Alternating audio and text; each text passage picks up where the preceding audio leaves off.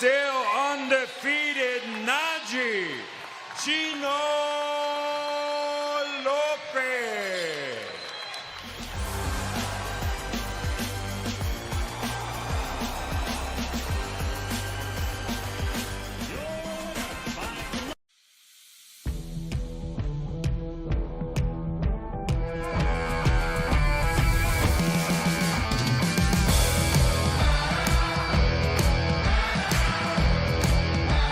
It's Friday night and ProBox TV takes Lakeland by storm as the Contender Series rolls into town. In our main event, Puerto Rico's Nicklaus Flaz takes on the challenge of undefeated Delante Tiger Johnson in this 10-round welterweight war. Whose hand will be raised in victory? Find out tonight. In our co-main event, undefeated bantamweight sensation Katsuma Akitsugi battles the Man of Steel, Vincent Astrolabio from the Philippines, in what's sure to be a ProBox TV fight.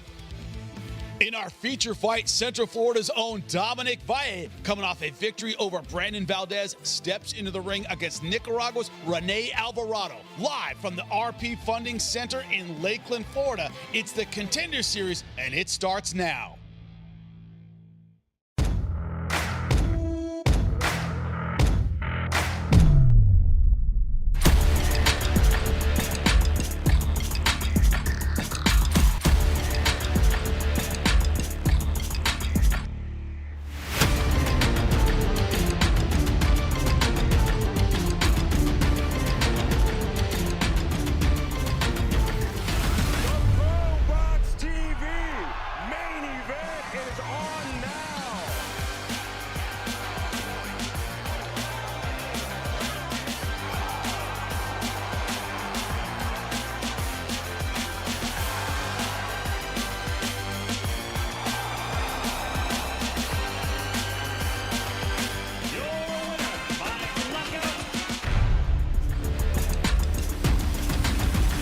Welcome to North Florida, the home of ProBox TV. Is it getting a little cooler outside? Yeah, comparatively. Are we slowing down for the holidays?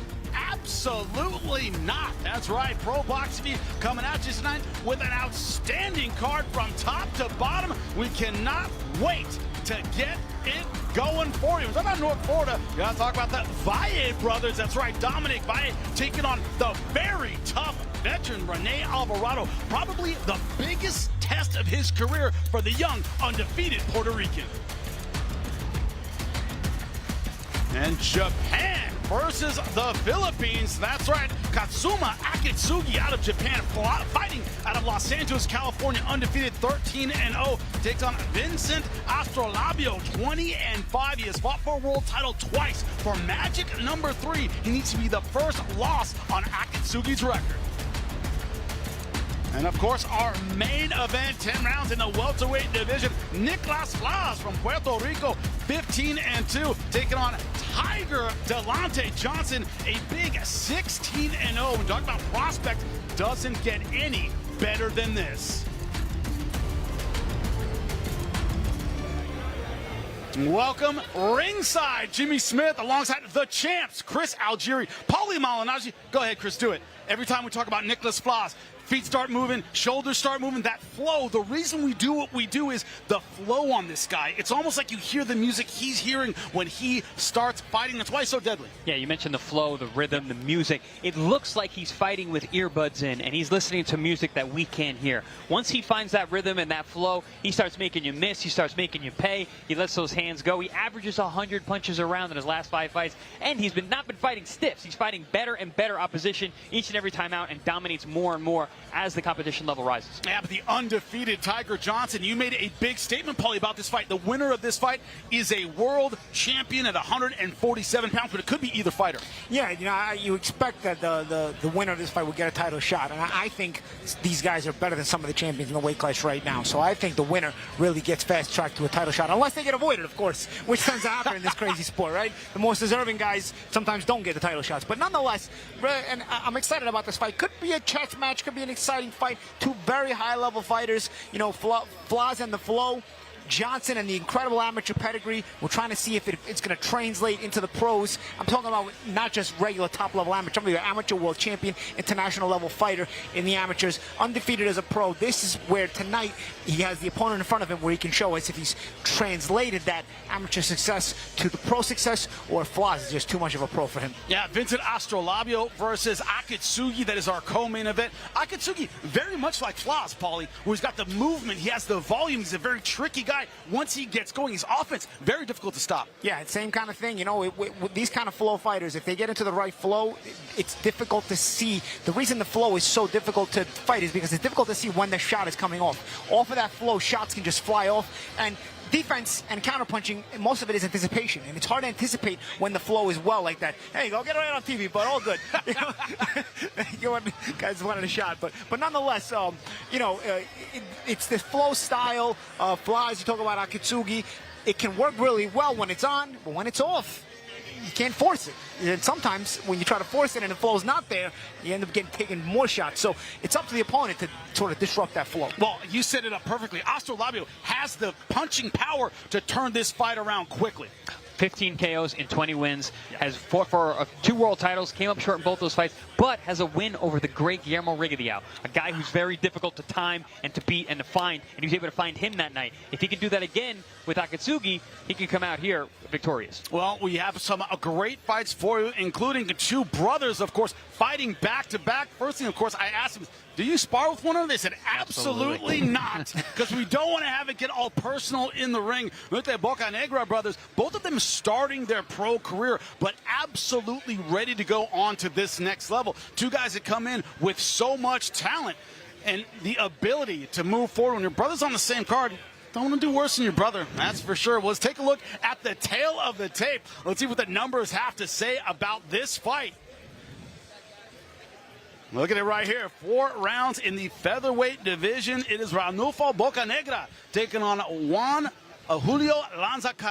Look at the reach advantage for Bocanegra. Also the height advantage. Both fighters just 19 years old. But could the height, the reach, and the range be the issue for Bocanegra? Lupe Contreras, first off, happy birthday, brother. Second off, get us started.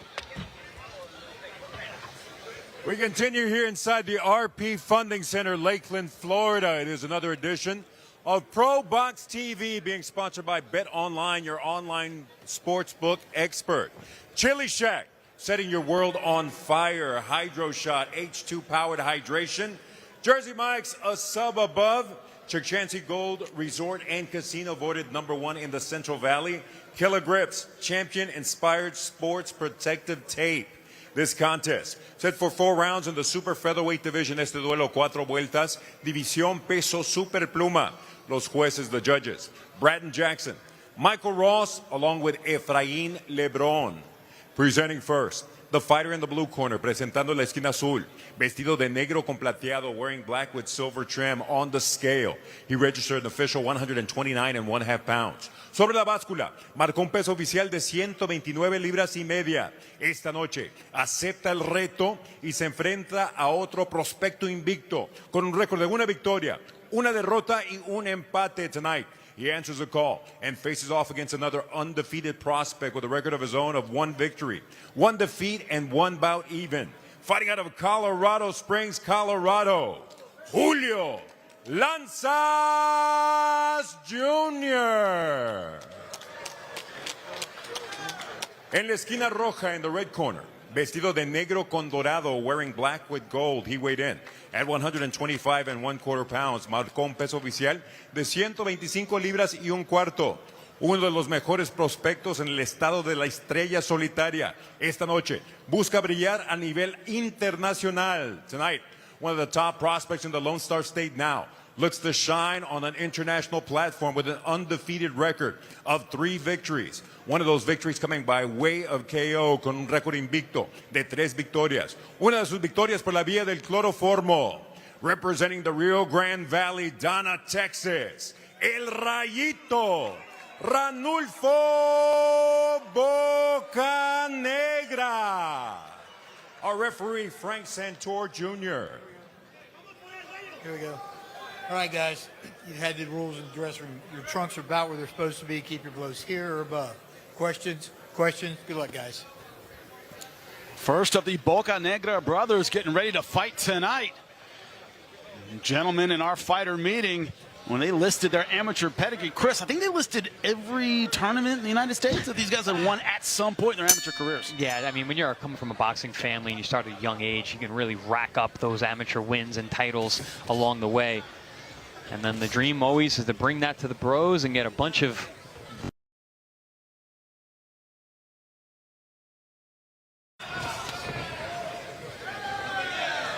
Ranulfo doing a good job. He talked about staying on the outside, use his combinations. He says his pro confidence is growing after every single fight.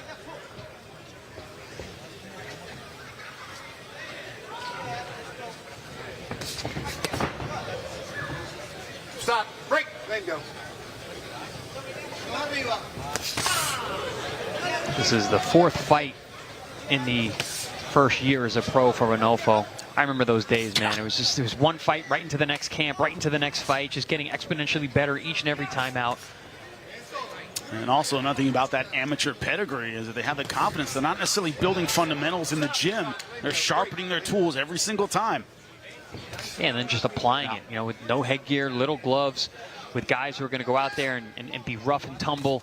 You know, we always talk about those guys with those big amateur pedigrees. You know, they're used to fighting extremely sharp, high-level, world-class amateurs. And then early on in your pro career, you're fighting guys who are a lot rougher. They, you know, they're a little more rounded on those edges, and they do things, they zig when they should zag. And you can get hit with some stuff that you're not used to getting hit with, things you're not used to seeing. And Ranulfo in the black and gold told us as much. He says, a lot of the fighters I fought so far, kind of awkward. I didn't really see what they were doing. They come in and clinch at weird times. Had to get used to that. Yeah, the good thing about that, Jimmy, is that the fundamentals always win out. They work at every level, whether the guy is awkward, whether the guy's fast, whether the guy's strong.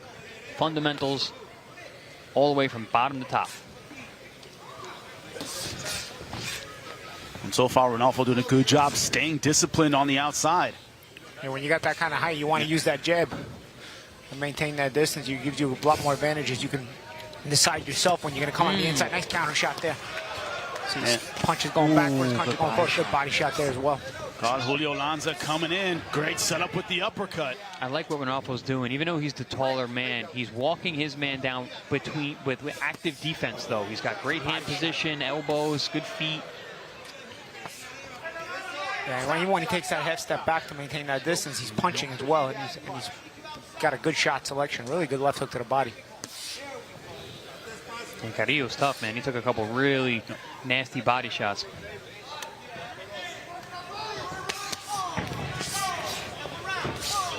Really committing to that uppercut. Throwing with some mean intentions as well. And Bocanegra resetting very, very well. 10 seconds left to go in round number 1. Yeah, Bocanegra looks like he can see everything coming. Mixing his offense and his defense really well.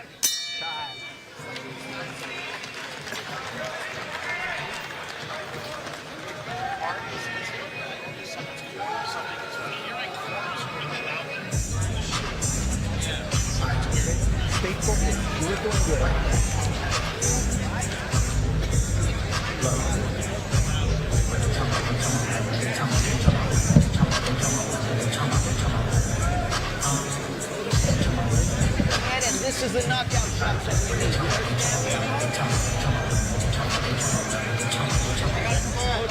Welcome back, Ranulfo Bocanegra from Donna, Texas. First of the Bocanegra brothers, both fighting tonight. End of round number 1, a round that he controlled over that man, Julio Lanza Carrillo. We talk about awareness, Chris. Bocanegra in round number 1 had plenty of that. Yeah, I mean, these guys with high-level amateur pedigrees, you always see the eyes. They see everything coming. You saw that with Bocanegra, especially as the round went on, the way he was able to parry and counter immediately, the way he was able to slide in and out using that range manipulation to make his opponent just miss but stay within range to counter. Oh, the nice body shot. Carrillo's taking him He's pretty tough, well, man. right? He's tough. Good snap on those body shots. Love seeing a guy with the long reach who can wrap that hook around the elbow, get to that liver side. Yeah, can't question the heart of Carrillo. He's taking some, as you guys have pointed out, some tough punches with the body shot and the uppercut. Yeah, even that eye is got a mouse underneath it right now. The Carrillo's left eye. He's taking probably some good right hands as well. Yeah, both eyes have abrasions. The right eye's got a little bit underneath. Got that swelling outside the lead eye. Double left hand to the body there. Doubling up with his attack. Yeah, if Carrillo doesn't start catching and shooting or countering that left hook to the body, it's going to get worse and worse because, you know, Bocanegra is throwing it without any fear of retribution. You got to create some retribution or doubt when a fighter is that confident throwing a specific shot. And I don't know if Carrillo has that in his repertoire to be able to counter that shot or catch and shoot off that shot. Yeah, champ, I was about to say, I don't know if the catch and shoot is something that's in the arsenal of Carrillo at this point, but I think he's doing a good job of being awkward when he does throw the shots. He's leaping in with that hook, trying to find openings. He's just having trouble managing the range. Good little hard shots on the inside by Bocanegra. Punch your way out, punch your way out.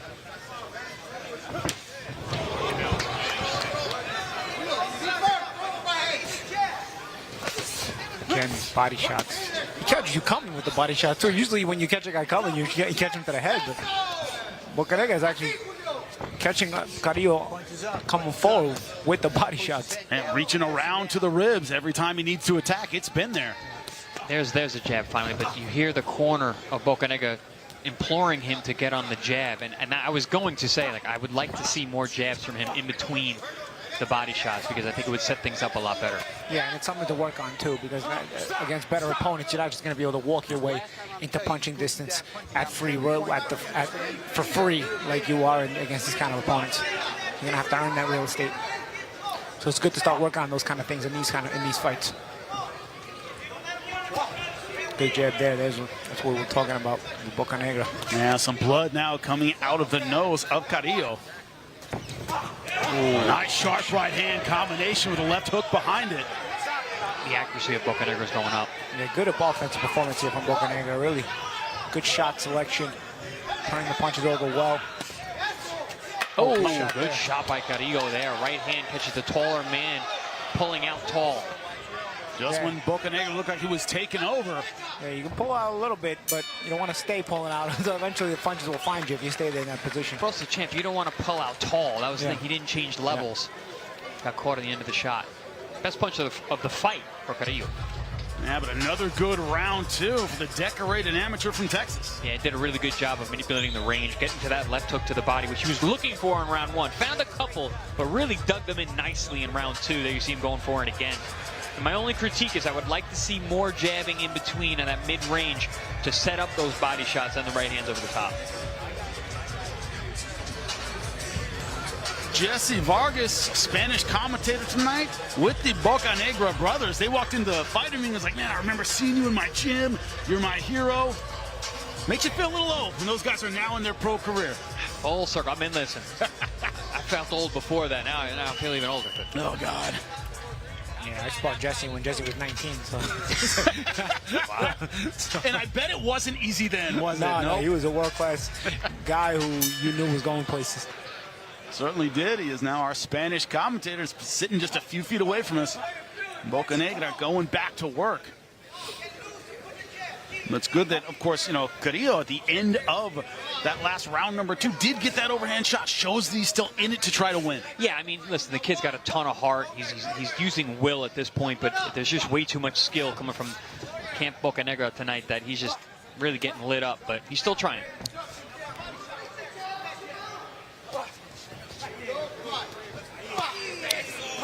And we asked them in the fighter meeting, you guys spar each other, and said, no, never, because it would just get too personal. We know that, guys. Can't spar your brother and not have it get a little bit out of hand.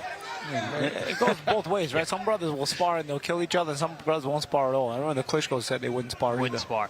But also, I get the feeling these two would kill each other. I get that feeling from talking. Well, that's why they don't spar, right? Well, that's why you don't spar. And the Klitschko's kind of said that, too. I remember Vladimir being like, no, Vitaly's too strong. He just said it flat out. He said, no, he's too strong.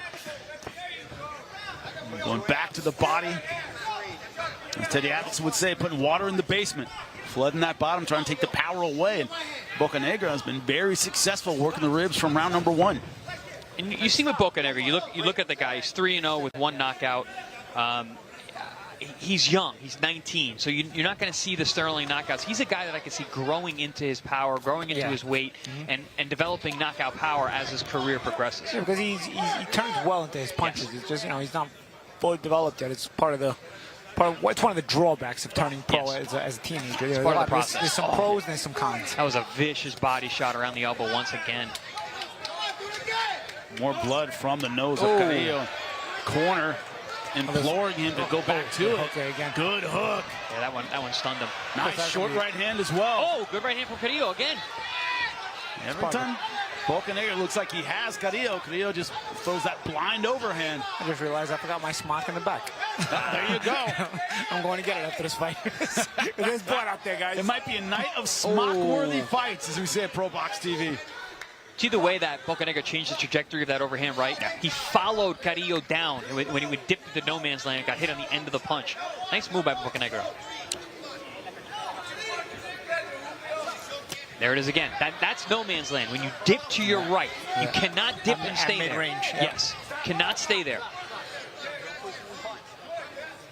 Now, if you bend your knees and roll, sure, but you can't dip at the hip but at then you'd be mid-range. James Toney. Right. Yeah. And that's not easy to He used to just hang out there. It was wild. But he's changing levels. If you're that kind of athlete, you can do it, but not many can. Boachica's corner asking for the double jab as the rounds are coming to a close. Ooh, there it is again. Oh.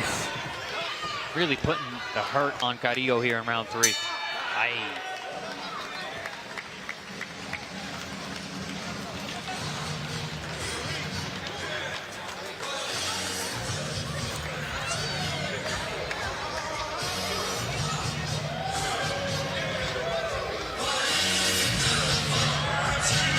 Ladies and gentlemen, here inside the RP Funding Center, fourth and final round. Boxeador distancia bonito, no te encimes.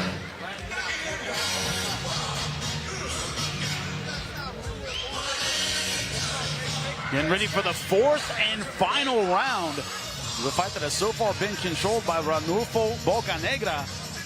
Sharp right hands in round number 3 yet again, but Carrillo, Paulie showing his toughness. Oh, yeah. He's shows you why you get picked as an opponent for these kind of prospects.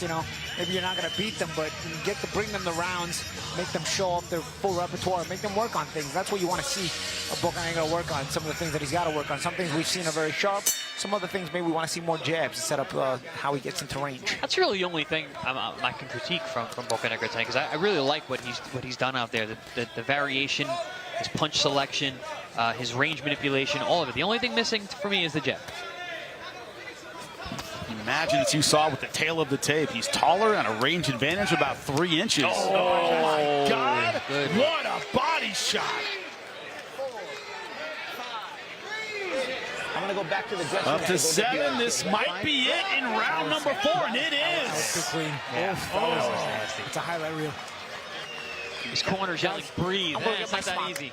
Gonna go get his smock, but outstanding as Paulie goes in the back to get his blood protector. He'd been working the ribs throughout the fight, but that was a next level body shot right to the liver. Right side underneath the ribs. Beautiful targeting on that shot, Chris. Yeah, he started looking for that early in round 1 and just stuck with it. Really stuck to it as the rounds went on. Finally found the perfect shot. Ended it. One punch KO at round 4.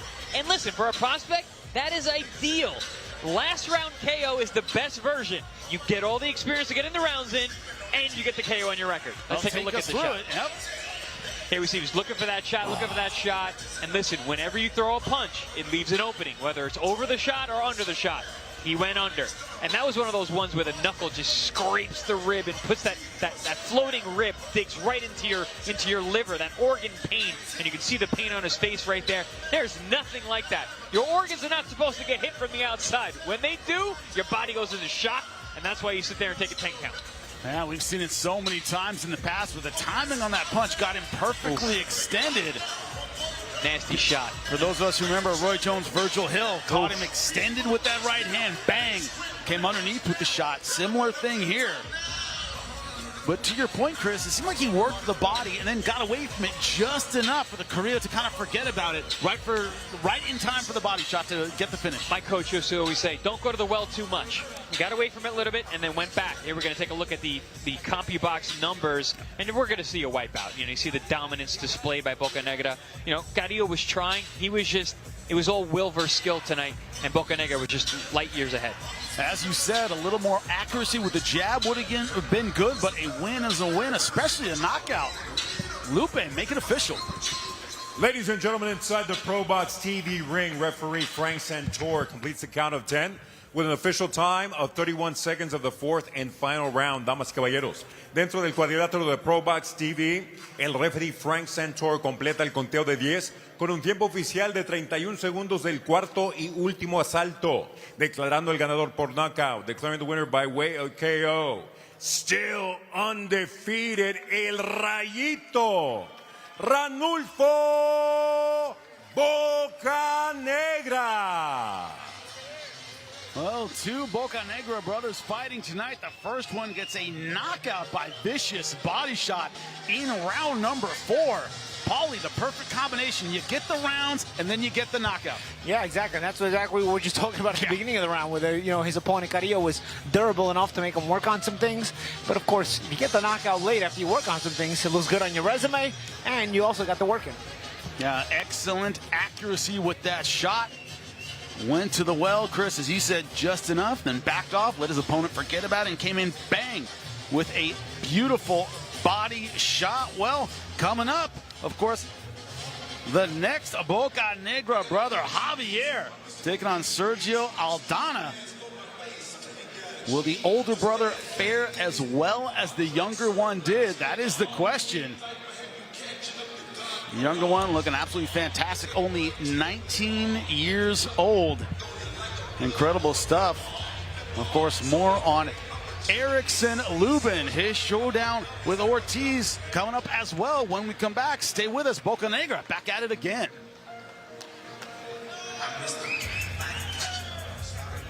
ProBox TV's coming to South Florida. On November 21st, we've got a stacked card of fights, starting off with Francisco Verón taking on the Colombian knockout artist Roman Villa, who has a 92% knockout rate. In the co-main event, the undefeated Mexican power puncher Ruben El Pollito Aguilar faces California's Luis Lopez with a record of 16 wins and 2 losses. 10 rounds, real stakes, real skill.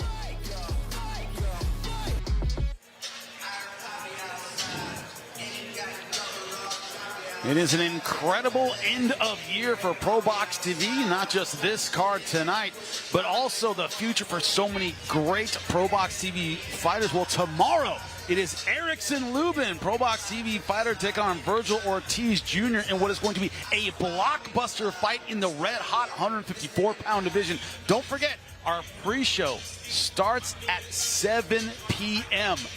Check it out, and then, of course, watch the fight on DAZN. And when it's finished, tune in for our post-fight show for all the analysis. Of course, I'll have the champs with me, Chris Algieri, Paulie Malignaggi, also Breadman, Coach Garcia. So much knowledge, but it's about the fighters themselves. Erickson Lubin, only 30 years old, but he knows he is backed against the wall heading into this fight. It means a lot. It does mean a lot to me. Fighting a guy like Virgil Ortiz, who's another undefeated fighter, and he has a lot of backing behind him. He has DAZN, he has Golden Boy, all these guys behind him, and they want to make a big fight between him and Boots Ennis. This means a lot to me. My goal is to become the #1 guy at 154 pounds, and they basically got him as the Ring Magazine #1 fighter at 154 pounds, and I just totally don't agree with it because he hasn't been at this weight class that long enough. The competition that he's fought isn't really the same. Our resume is a little different. I feel like I've been way more battle tested, been in there with way more tougher competition. Right, Ortiz versus Lubin, the pre-fight show at 7, post-fight show. Tune in Listen to our analysis and breakdown of the entire fight. Me alongside the champs, Chris Algieri, Paulie Malignaggi. Also, stay tuned. Post-fight tonight, after the Contender Series, Erickson Lubin, his full interview, his thoughts on the fight, his mentality heading into it. And I got to say, you can tell from that interview, Paulie feels disrespected a little bit. It feels a little disrespected. A little disrespected, but, you know, that's why you get a chance to respect yourself and create that respect when you're in the ring. You know, it's part of the reason. Sometimes it's part of one of the things that fighters use to sort of put that chip on their shoulder going in. You know, that they feel that disrespect, they feel that lack of respect, I guess. Yeah, lack of push, 100% on in front of you now. Two undefeated fighters.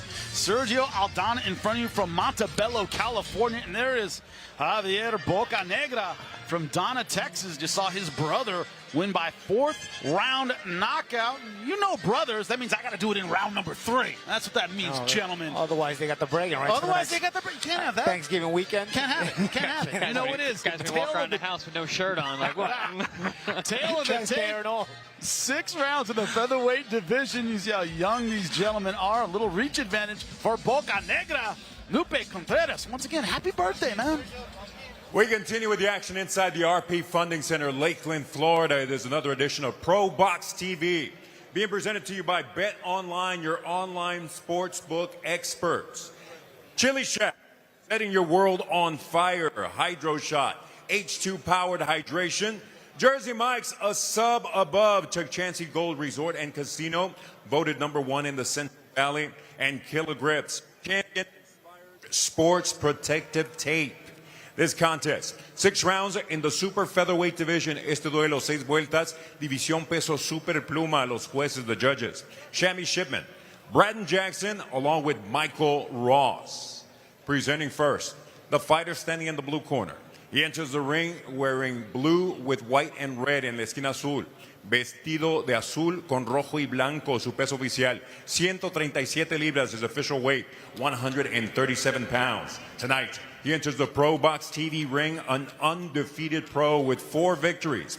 One of those victories coming by way of KO esta noche. Sube al cuadrilátero de ProBox TV, invicto a nivel profesional, con 4 victorias. Una de sus victorias por la vía del knockout. Fighting out of East LA, California, Sergio Aldana. His counterpart in the red corner, su contrincante en la esquina roja, vestido de negro con plateado. He steps in wearing black with silver. His weight, 131 pounds, su peso, 131 libras. Igual que su rival. Lo arriesga todo, incluyendo su récord invicto de 8 victorias. 6 de sus victorias por la vía del cloroformo, like his opponent. He too risks it all and enters the place where no undefeated record is safe. With a record of 8-0, 6 of those victories coming by way of knockout. Repping the RGV, Donna, Texas, the X-Man, Xavier Bocanegra. Our referee, Christopher Young.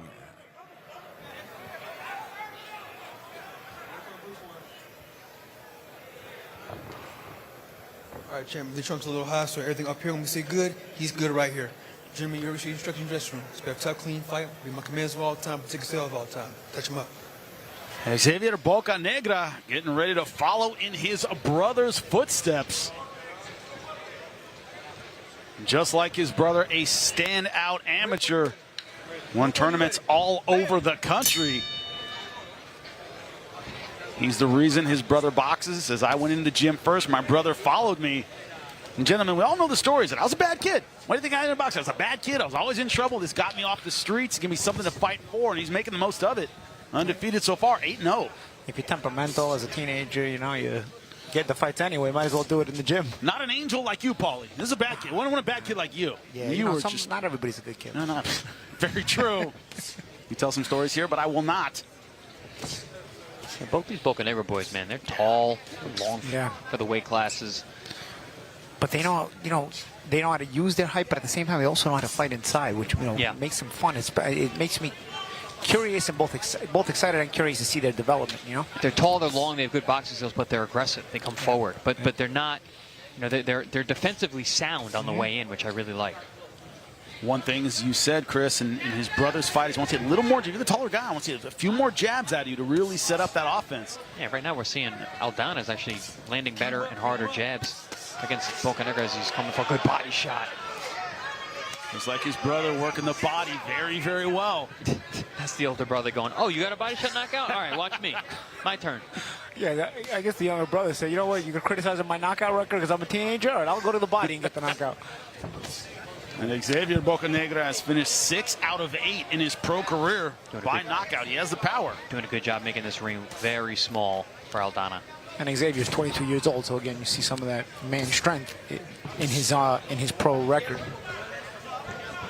And he says it's about fixing mistakes in my pro career. Since I turned pro, it's every single time I have to fight cleaner, I have to fight better. I'm never satisfied with how I'm doing in my pro career. That's a great way to be, that mentality of being your biggest critic. That's how you get places. One thing I'd like to see him is cut the ring off. He's allowing Aldana to sort of circle the ring to his left. Great body shot there. Yeah. You cut off the ring, you get even more of those body shots open to you. But Champ, you know what he's doing that I really like? Even though he's allowing Aldana to move out to that strong side, he's throwing the right hand in anticipation to where Aldana's going. Yeah. He's kind of walking him into that right hand. I like that. I guess that's one way to sort of cut off the ring, right? Yeah. It's a way he's cutting off with punches instead of using his body. Good counter hook there. Caught Aldana. He didn't like that shot. Oh, good shot. He didn't like that one either. Yeah, he's rocked. And they're calling that a knockdown. So don't know if anything hit the ground or just the ropes were keeping him up. Either way, it's a knockdown. Yeah, he fell. I don't know if he tried to touch it. Maybe his knee did. Yeah, get that bounce up from the knee. Nice right hand. Bocanegra looking for the finish. Nice uppercut. Down he goes, and corner stops the fight. All right, so he got the break right over his brother. He got the earlier stoppage. What are you gonna do? There you go. Got it done in round number 1. Big bro had to set the record straight. Paul, you can't have the little brother having the fastest knockout. You can't have it. Yeah, I said it. You know, can't have it. It'll be a tough Thanksgiving. Yeah, Thanksgiving's around the corner. Like I said, this guy's gonna have dinner with his shirt off. They got the family over. Can't have your brother bragging over you. You know how Thanksgiving is? Hey, can you pass the potatoes? Guy who got the 4th round knockout. Yeah. Can you pass it to the guy who got the 1st round knockout? Yeah. If your little brother knocks it on, you don't. Your little brother's like, hey, little guy, pass me the potatoes. And don't take 3 rounds to do it. Give it to me now. By the way, guys, stuffing is for punchers, so I'll take all the stuffing. Thank you. Now we love these guys. Really fun to watch. Bocanegra get there's that hook that Chris mentioned. He didn't like, and I'm not sure he was down, right, Jimmy? I mean, the ropes were holding him up. Kept up by the ropes. I can see the call. Which is a solid call from Chris Young. That's technically the rule. I mean, not a lot Chris of Young referees. is an excellent referee. Not a lot of referees enforce it, but that's technically the rule. That was the big controversy with Usyk and Fury, right? The ropes held them up. But he didn't argue that at all. No, he went right to the corner. I don't think he knew what an argument was in that moment. He's been hurt, you know. But these Bocanegra brothers, both of them, you know, you say it all the time, and I think it's a universal in combat sports. Finishing isn't a skill, it's an instinct. It's about knowing when to go for it. You look at the end of the fight, you knew when to go for it. But both these guys they're pressure fighters. They're smart pressure, but it's pressure. Look at this little sidestep. Right, see that sidestep right there? Yeah. You see how he created the angle right there? Yep. He's got a hurt guy. You see how we call it's a bit of a pyramid, as we call it in the Northeast, right? It's like, but he came up the middle with the uppercut rather than throwing the hook. The hook would have hit the glove. The uppercut hit him right on the chin. Beautiful, well-placed shot. And but that's what I'm saying about the pressure that the Bocanegra boys put on their guys. And he didn't want to go to the body because then he would have been copying his brother. So instead he went to the uppercut. Wanted his own kind of knockout, and he got it. But it was in round number 1. Beautiful knockout. Bocanegra brothers, both undefeated by knockout. Lupe, make it official.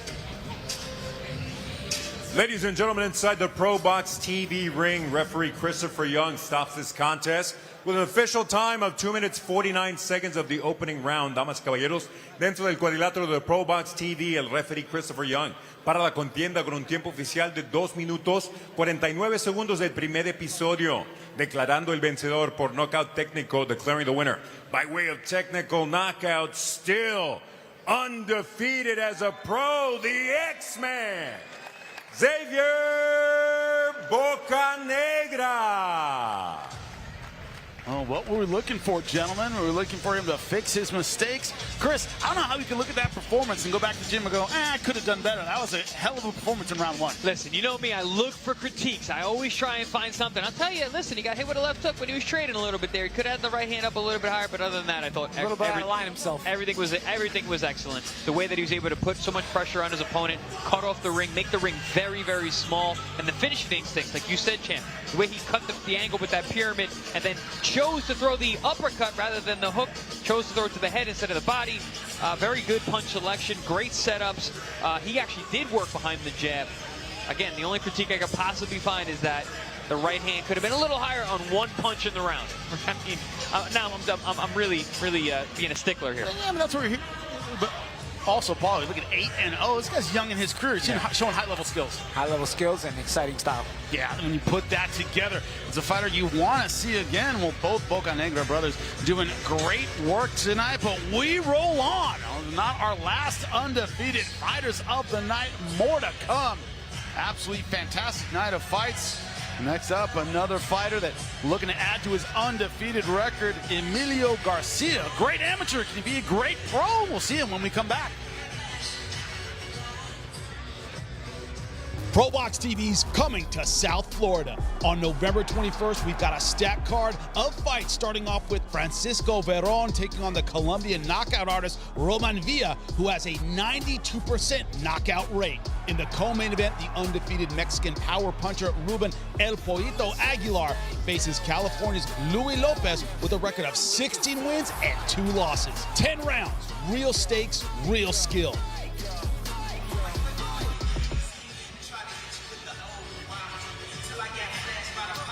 And the Dignity Work Visa Act, supported by us here at ProBox TV, to give hardworking, undocumented immigrants a path to a work visa, supported by representatives in Florida and Texas. Look it up online, Google it, and give your support just like ProBox TV.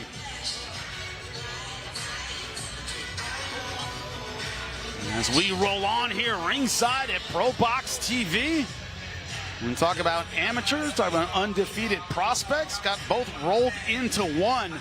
When it comes to Emilio Garcia, just started his pro career 2-0, 2 wins by knockout. Taking on Kevin Escobar Tapia. When you look at the stable of talent we have here at ProBox TV, absolutely outstanding. Gentlemen, when you look at it, Jimmy Smith, of course, alongside the champs, Chris Algieri, Paulie Malignaggi. One of the things we look at here, the talent here at ProBox TV, especially in North Florida, you can't say that without saying the Valle brothers. Dominic Valle fighting tonight. Chris, you got to make the face at least once. Taking on a very tough fighter tonight, Rene Alvarado. Yeah, and a last-minute replacement as well. You know, and listen, he had a tough fighter in front of him originally. That fighter fell through, and I talked to Dominic prior to our show going on air tonight, and he's like, man, you know, it happened to me again. Another guy fell out. You know, it's unfortunate. I go, well, yeah, but this guy's actually better and tougher than your other opponent, and he's a named guy that actually people are going to recognize when they look at it. So I think it's actually a good thing as long as he wins, which is a tough fight. It's a tough fight. Yeah, Paul, you always say it. You got to look past the numbers. And we say that here ringside at ProBox TV all the time. Hey, look past the numbers in this guy record. Rene Alvarado is a look past the numbers, look at the names. Yeah, and not the names, accomplishments. He's been a champion. You know, he's been in with top guys. He's beaten some top guys. He's a prospect buster up until now. Certainly, this is the kind of opponent you'd prefer to have with some preparation. You get him as a last-minute replacement. I mean, it can get a little tricky. We'll see how Dominic Valle does. Man, Dominic Valle, you cannot question the physical talent of this guy. You can't question the motivation. You can't question the training. You can't question the fact that his brothers are pushing him in the gym every single day. But one thing about ProBox TV, when you step in the ring, you step in the ring all on your own. That takes mental toughness. He has plenty of that. One of the biggest things we like to work on is my feet. And like I said, you know, the being in the gym helps me with you know, not having to train to get in shape, but rather train to improve. Honestly, when you're training to get in shape, you can't really work on too much. I feel like it's a testament to how much I've been able to grow over these couple of fights just from staying in shape. And, you know, even learning that from my first couple of pro fights, you know, I kind of took a little vacation, and then I started understanding, okay, this isn't where it's at. You know, this is your career. This is something that you work for, and you need to stay in the gym, put the work in, and your skills will increase. But if you leave the gym, you're gonna come back to square one, and then you have to get back to that fight shape that you're normally at without improving anything. For me, at the end of the day, that it's not me getting in the ring with them, it's them getting in the ring with me. That's what they need to be worried about. With me, this is what I do. You know, I love boxing. I train 24/7. I spar. I'm in the ring. I'm watching it. You know, I love boxing, and I know when they get in there with me, it's a different feeling than what they feel with normal people. You know, some people have, you know, they're flashy. Some people have, you know, a good tank. Some people have good skill sets. Some people have power. I have a mix of everything. I don't really see myself having a downfall in any specific category. So when they're in there, they got to worry about everything I got. ProBox TV, they're always bringing us the toughest fights. So I mean, that's something I take pride in. The fact that, you know, I know a lot of fighters that have made the rise to stardom. You know, taking not the most difficult fights. I've been in there with some of the toughest guys in boxing, some of the most rugged fighters in there. So it shows what I can do in the ring as a professional. You know, it shows my skill set, how it's been able to completely grow given these fights that are very difficult. You know, you can't really grow with these fighters that are, I'm not even gonna say B side, but more D side, F side. You know, you can't grow with them. Those are people that you're gonna get in there, you're gonna wipe the floor with, and then when you get in there with a real challenge, you don't know what to do. No lack of confidence for Dominic Valle, but he knows he has a very tough test in front of him. Speaking of tough tests, in the ring now, it is Roberto Escobar Tapia taking on Emilio Garcia. Emilio Garcia, of course, decorated amateur. Talk about his accolades. Three-time junior Olympic champion. And this guy who's done it all, just starting his professional career. So don't just want to win, I want to be exciting as well. Keys to victory.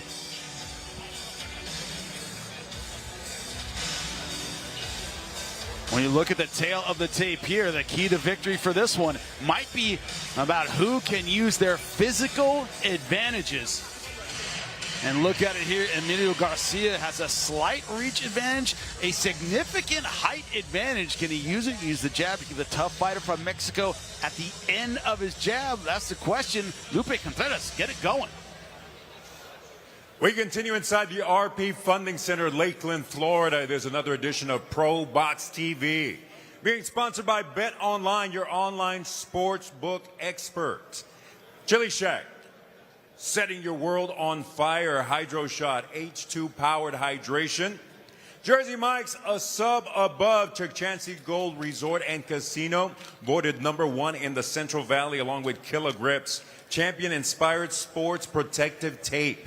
This contest, 6 rounds or less in the welterweight division. Este duelo a un límite de 6 vueltas. División peso welter. The judges, los jueces, Efraín Lebrón, Shammy Shipman, and Braden Jackson. Introducing the fighter in the blue corner, presentando el peleador en la esquina azul, vestido de plateado con color gris. He steps in wearing gray with silver. His official weight, 146.5 pounds, su peso oficial, 146 libras y media. Esta noche, este guerrero azteca sube al cuadrilátero de ProBox TV con 11 combates profesionales y un récord de 6 victorias, 4 derrotas, un empate, 4 de sus victorias por la vía del knockout. Tonight, this Mexican warrior enters the ProBox TV ring with 11 pro bouts and a record of 6 victories against 4 losses, 1 bout even. 4 of those victories coming by way of KO. Puro Chicali, Baja California, Mexico. El Rifle, Roberto Escobar. En la esquina roja, vestido de rojo con dorado y negro in the red corner, wearing red with gold and black, he weighed in at 145.5 pounds, su peso oficial, 145 libras y media. Esta noche, este peleador con un golpe de grueso calibre sube al cuadrilátero de ProBox TV invicto a nivel profesional con 2 victorias, ambas victorias por la vía del knockout. Tonight, this heavy hitter enters the ProBox TV ring an undefeated pro with 2 victories. Both of those victories coming by way of KO. Fighting out of Laredo, Texas, Emilio Mano Garcia. With final instructions, referee Michael De Jesus. All right, guys, the rules were told to you in the locker room in the corner. You both know what I expect. Touch gloves if you want to. If not, go back to your corner. Amateur wins over Floyd Schofield, Emiliano Vargas, Abdullah Mason. Ready? Wants to translate that amateur success into the pro career, just like the names I just mentioned. Round number 1. Moreno in the red, gold, and black. His opponent, Escobar, in the silver and gray. I really like what I've seen from Emilio Garcia so far. Budding prospect, you know, this is only his 3rd pro fight, fighting a guy with 11 fights. And you got to look past the numbers with Tapia. He's been on our air. He lost twice back to back. Yeah. But listen, he came to fight, and that's why he's back once again for a 3rd fight. Oh, what a shot. Done in round number 1. I was going to say, you know, Escobar is durable, but not getting hit like that. Wow. He ducked right into that shot. That would have dropped a rhinoceros, ladies and gentlemen. He's back on his feet. He's actually saw her. He's complaining about a shot to the back of the head. That was underneath his chin. That was unbelievable. Oh, and he goes right back to it. I was about to say about Garcia is he can be recklessly aggressive. Oh. Another knockdown. Some real power here from this kid, Garcia. Wow. Escobar once again complaining, but can he beat the count? He's gonna be hurt. Nah, he's rocked. I don't know if he's good. He's stumbling, that's it. Yeah. Good stoppage from the referee. A lot of heart. He's trying, but I think he still thinks he got hit behind the head. I don't know. I don't think he got hit behind the head the whole fight, right? No. Or he could have been just looking for a break, complaining a little bit. Yeah. You know how it is. You need that extra coverage. You're trying to survive. You say whatever, but listen. That was a beautifully timed uppercut to the chin, and then the overhand right that put him down the second time was on his temple. No behind the head shots. Yeah. And I was going to say, Escobar is typically going to be durable. He would have been, just he got hit so clean, and this kid Garcia has real power. That is real power to get that kind of reaction when you land a clean shot like that. Not everybody gets that, especially at such a young age. Well, take a look at it here, gentlemen. Tell me about power. If you watch how he just spring loads this shot, he dips and rips. He dips on that to that right side, pushes off that back foot, and Escobar dipped into it right into it. Yep. Head-on collision. But did you see technically how perfect that punch was? Yeah. There was no fat on that punch whatsoever. He dipped, the elbow stayed in nice and tight, good structure on the punch, which is why it landed so hard. And like you said, he dipped right into it. Escobar's dipping because he's anticipating something. He just didn't anticipate a right uppercut from the outside like that. Usually you don't see that. He went to mimic. He saw him dip, so I'm going to dip too. Bang, right in the shot. I'm going to dip to protect myself. And this is the knockdown. You see the knockdown is bad when the knee bends like that. You see that was another hurtful shot. That shows your body's just shut off. Yeah, another hurtful shot right here. Yeah, that was on the side of the head there. That's real power from this young man. This kid could be a scary kid. I told you I liked what I've seen from this kid so far. He's fought on our air before. And he was complaining in the fighter meetings that he wanted to get more rounds. We're convinced he was going to get more rounds in this fight. And obviously not. Obviously not. And one of the biggest lies in combat sports is, I want to go more rounds. Nope. If you can get out of there in 30 seconds, get out of there in 30 seconds. We don't get paid for overtime, ladies and gentlemen. You want to look at CompuBox.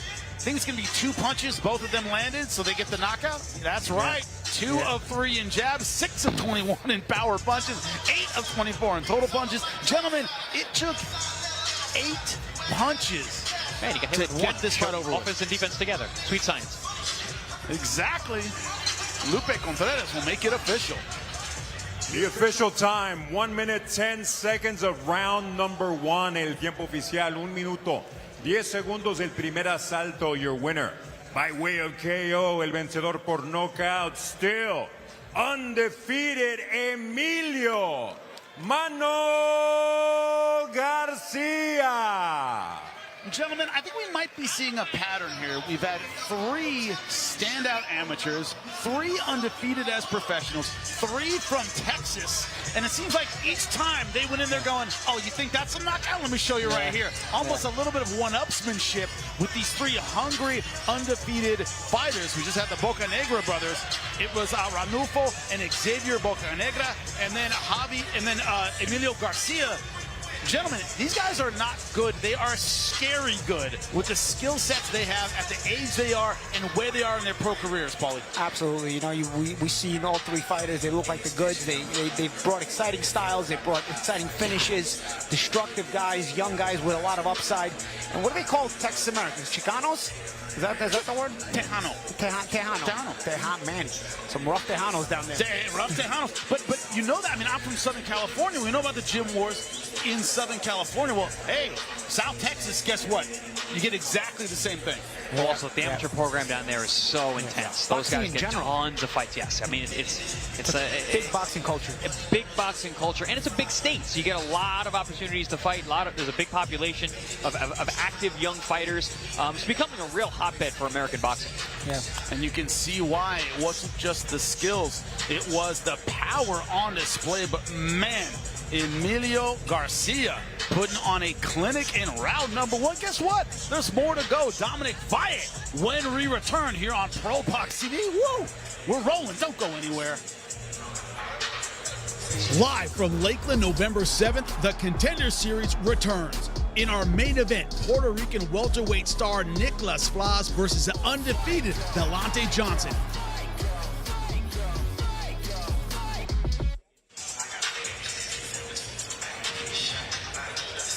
And more to come. That's right, November 21st. Gonna be outstanding. It's gonna be in South Florida, a show we can drive to. Francisco Verón versus Roman Villa. That's gonna be an outstanding fight.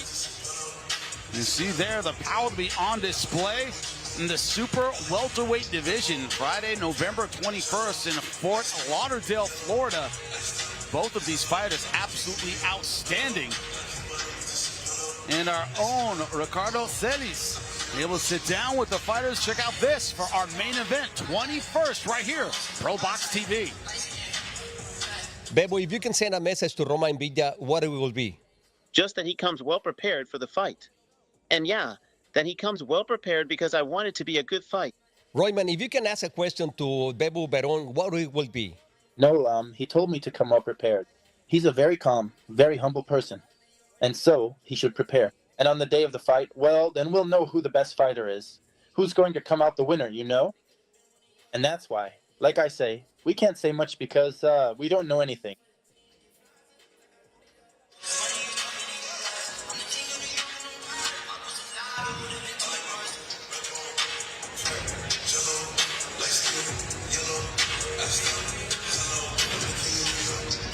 And that's our fight coming up November 21st in this super welterweight division. But tonight, a big test. Gentlemen, I'm just going to say kind of what's on everybody's mind here. When we look at our main event, our co-main event, even our future fight with Dominic Valle, these are fights not a lot of promotions would put together. You don't put together a guy who's 11-0, a guy who's good-looking, articulate, has the fan base. He's a proud Puerto Rican. This idea that he's taken on a guy who could spoil the party in Rene Alvarado.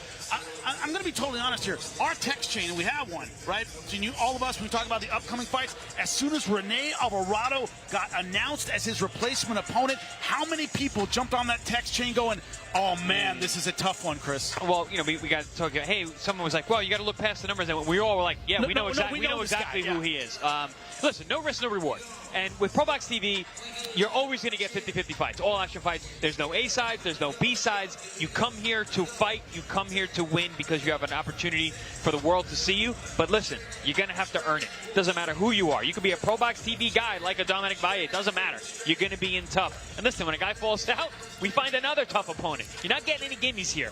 Dominic knows that. He's proud of that. He wears, he hangs his hat on the fact that he has been built on this air against tough opposition.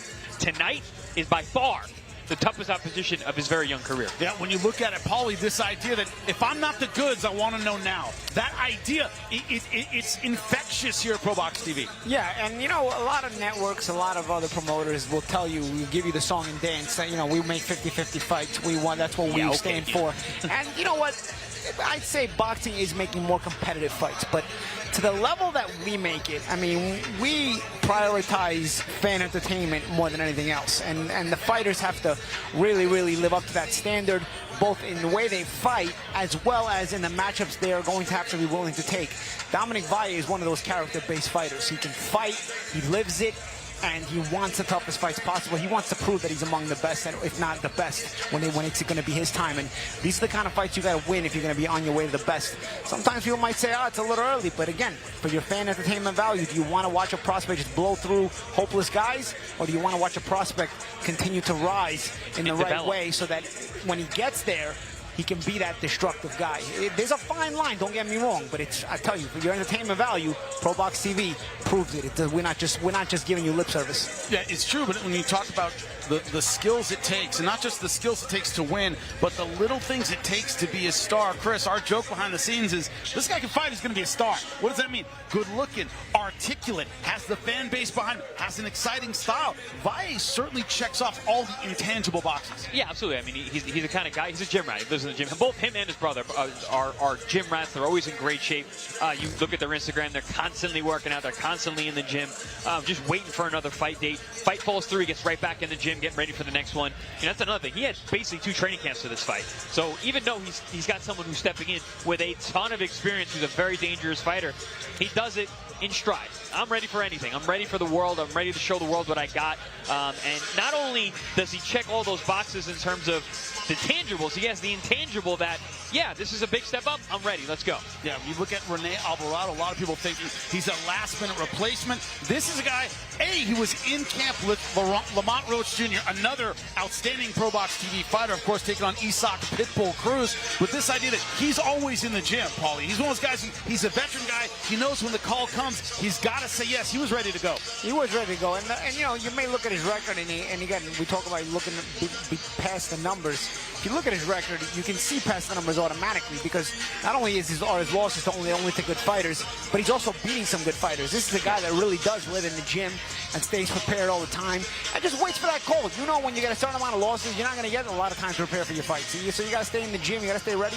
Not everybody does that at a certain point. You can tell Rene is still a guy who's got that passion and excitement about boxing. He may never win another world championship again, but he still gets excited about knocking off guys that he gets called to lose against, so to speak, and he still can knock them off. So Valle is another opportunity for him to knock off yet another prospect. He's coming off a 2-fight win streak, by the way. Yeah. He knocked off 2 guys where he came in as the B-side. Yeah. One of them was 20-0, 20-0-1, and then another guy I think was like 12-2 or 13-2 or something like that. So, you know, he's been coming in and still knocking guys off, and he has momentum behind him coming into tonight's fight.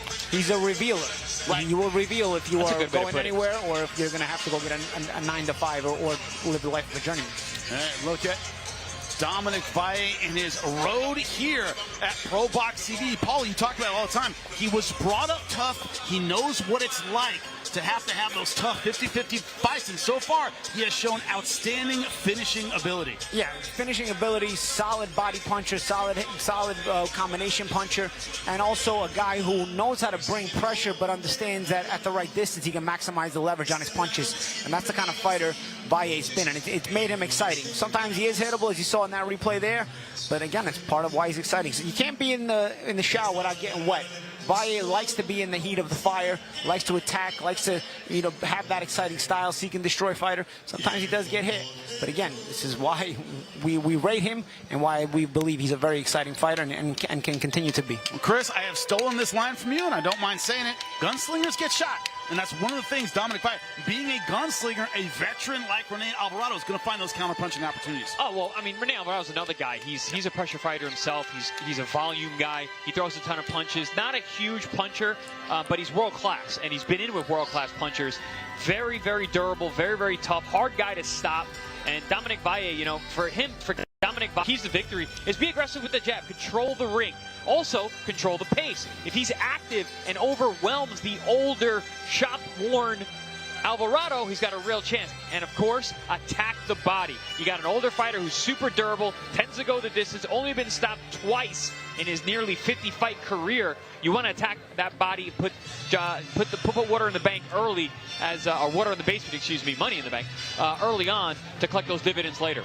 And Valle is the kind of guy who does go to the body naturally. Well. So we'll see if he's able to pull that off tonight against a guy of this experience. And, of course, Dominic Valle, proud Puerto Rican fighter. Always gets a lot of crowd support here in North Florida. Where he's from, you see his brother behind him. Both brothers all supposed to fight on the same card last time out here at ProBox TV. And his opponent missed weight by, I think it was 4 pounds. Refused to cut weight, and that fight ended up getting scrapped. So he's been chomping at the bit for this opportunity. Let's take a look at the tail of the tape, see what the numbers have to say about this feature fight. And it is Dominic Valle from here in Florida, 11 years younger than his opponent from Managua, Nicaragua. Same reach, but a height advantage for Dominic Valle. Lupe, get us going for this feature fight. We continue with the action inside the RP Funding Center, Lakeland, Florida. It is another edition of ProBox TV. Being sponsored by Bet Online, your online sportsbook expert. Chili Shack, setting your world on fire. Hydro Shot, H2 powered hydration. Jersey Mike's, a sub above. Chuck Chansey Gold Resort and Casino, voted #1 in the Central Valley, along with Killer Grips. Champion Inspired Sports Protective Tape. This contest, 8 rounds, super featherweight division. Este duelo, 8 vueltas. División peso super pluma, los jueces, the judges. Michael Ross, Efraín Lebron, and Shammy Shipman. Presenting the blue corner, presentando la esquina azul. Vestido de azul con dorado y plateado. He steps in wearing blue with gold and silver. His weight, 134 pounds. Su peso oficial, 134 libras. Esta noche, pone a prueba de fuego a su rival invicto con su propio récord de 36 victorias, 16 derrotas, 22 victorias por la vía del knockout. Tonight, he puts his undefeated opponent to a test by fire with his own record of 36 victories. Against 16 losses, 22 of those victories coming by way of knockout. The former WBA Super Featherweight Champion of the world. From Managua, Nicaragua, Rene Gemelo Alvarado. In the red corner, vestido de rosa con blanco, en la esquina roja, wearing pink with purple and white. He weighed in at an identical 134 pounds. Detuvo la báscula a un peso idéntico de 134 libras. Esta noche, ante su rival más experimentado, lo arriesga todo, incluyendo su récord invicto de 11 victorias. 7 de sus victorias por la vía del cloroformo. Tonight, against his most experienced opponent to date, he puts it all on the line, including his undefeated record of 11 victories. 7 of those victories coming by way of KO. Fighting out of Tampa, Florida, en Boricua to the bone, Dominic Valle. Our referee, Frank Santor Jr. All right, guys, going over all the instructions in the dressing room. We know the rules. Your trunks are both where they're supposed to be. Keep your blows here above. I say stop, stop. I say break, break. Questions? Questions? Good luck, guys. We talked about Rene Alvarado's title win. He won that title exactly 45 years after Alexis Arguello, the great Nicaraguan fighter, won his first world title. He is looking to return to that form tonight. Dominic Valle, so much hunger to stay undefeated. Round number 1.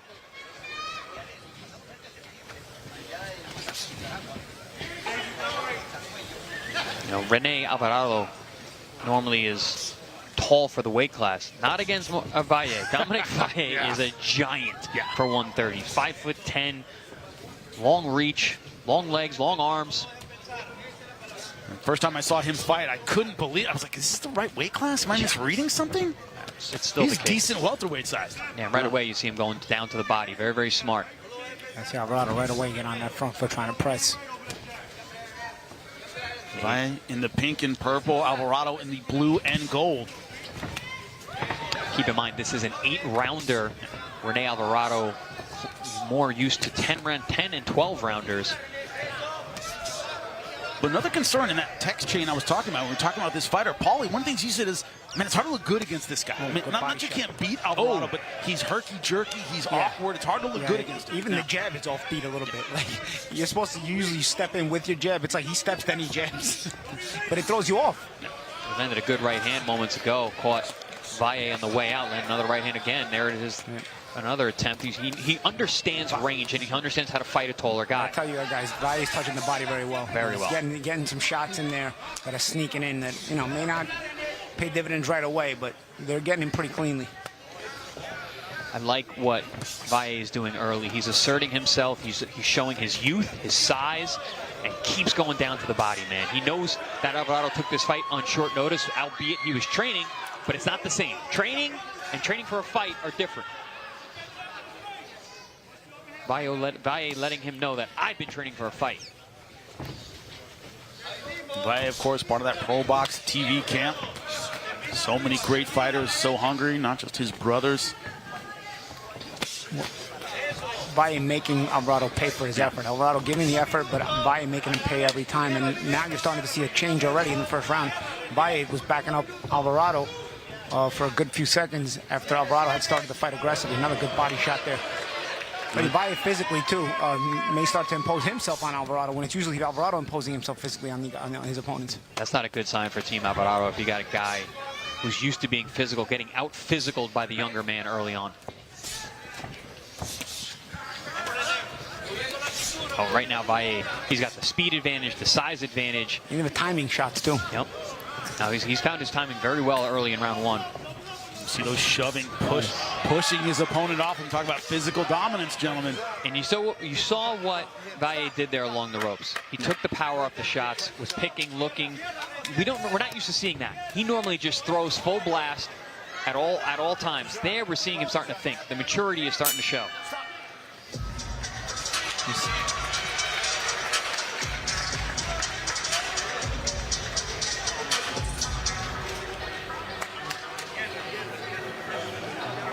He's gonna go over with that. And he's doing it. Are you?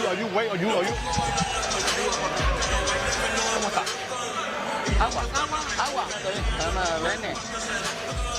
You're lunging in. Why are we lunging? You're not using your legs, you're not doing nothing.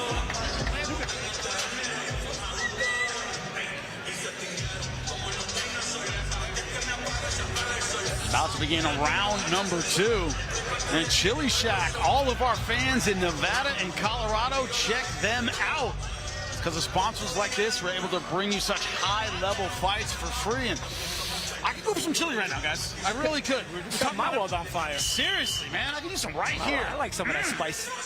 Big, you know, this is a guy, Paulie, he likes a little spice. Yeah, Likes a little spice with his fights. I like a lot of spice. Oh. You know what they say about the spice? Goes in hot, comes out hot. That's what I'm talking about. Looking forward to that. Round number 2. I'm just gonna leave that where it is. So we begin round number 2. Valle versus Alvarado. TMI. I was going to say our cards, they start hot and hot. Yeah, start hot and end hot. That's better. That's Probably a better way to put it. But. Thank you, Chris. That's why we bring you along here. I'm the editor. So Dominic Valle working the jab. This is a guy who, Chris, you can understand this when he's not boxing, he's modeling, which is something you do. Paul and I never got into that. But how is that? Is it good? Modeling, acting. It's a good way to make some money in between fights. You're also, you're learning how to talk to people. You're learning how to be around people and that.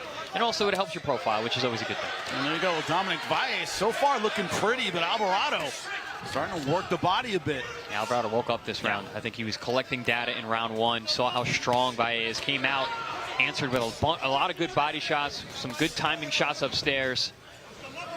The pace has opened up here in round 2, but Valle holding his ground. And also, Valle also has buttered his bread throughout his career with a good pace too. So yeah, he may be willing to answer this pace in any rounder. Let's see. I mean, it's really two fast-paced guys. Oh, good timing shot there from Alvarado, but Valle eats it, punches right through it. And was that partially blocked by? Yeah. You know, one eye quick champ. I can't see it. No, you're doing great. Your one eye is better than most people's too. The one good eye I was using, I saw the body shot. I didn't see if the hook landed. Those at home, Paulie is recovering. His eye works good. It's just getting a little rest behind an eye patch. It's still there. It's just it works. It's still there. We were told to keep it out of the light. Yeah. Yep.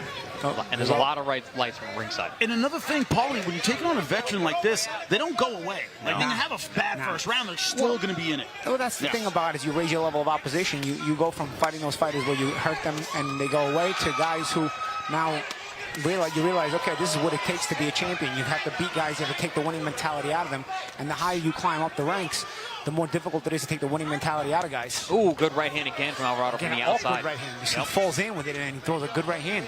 You know, I've noticed Alvarado's really gritting his teeth this round. He's trying to get some respect from the younger, stronger, bigger Valle. And you can talk about bigger, and you see Valle every time they're body to body, it's Valle pushing Alvarado up against the ropes. Oh, nice double hook, high and low. Love that combination from Valle. That's the thing about Valle, man. You don't want to spend a lot of time on the ropes, because that's when he gets really offensive. One thing about Alvarado, has no hesitation throwing big punches. Oh, another good body shot. And then a right hand, same spot. They do back up Alvarado, though. The body shots do back him up a little bit. And one thing about Valle, we mentioned he's a taller guy. Obviously, you can use your eyes and see that. But a lot of tall guys aren't willing to go down to the body because it opens up their head. Valle is not that way. No. He likes the risk versus reward. Doing a good job working the body. When it was Iran Alvarez, he was supposed to fight last time out. Alvarez missed weight by, I think it was 4 pounds. Yeah. Refused to come back and cut. Fight ended up not happening, but you get a little bit of that sense, Paulie, that he was just angry, watching a little bit of a chip, wanted to get back. Chomping at the bit, and this round kind of showed it. He's a good pace. We talk about Champ says gunslingers get shot. It's these tall guys that we have here at ProBox. Oh, he did catch that hook on the gloves. Good on Valle. That one he did catch on the chin, though. Yep. But that was the awkward right hand where Alvarado falls in, then he throws it. It's off beat. But, we've seen some tall guys. We've seen the Ranulfo Bocanegra. We've seen Valle tonight. Tall guys, but they're gunslingers. So they take some shots, but they also land some impressive punches in return, and sometimes to lead as well. Round number 3 underway. Another thing when you look at it is Alvarado, not necessarily a power puncher. He's not the kind of guy who's going to, get you out of there with one shot. But so far, Valle has the better volume in this fight. But it's all relative because he is world class and he's been fighting world class opposition. And he does have some stoppages against some very, very good fighters.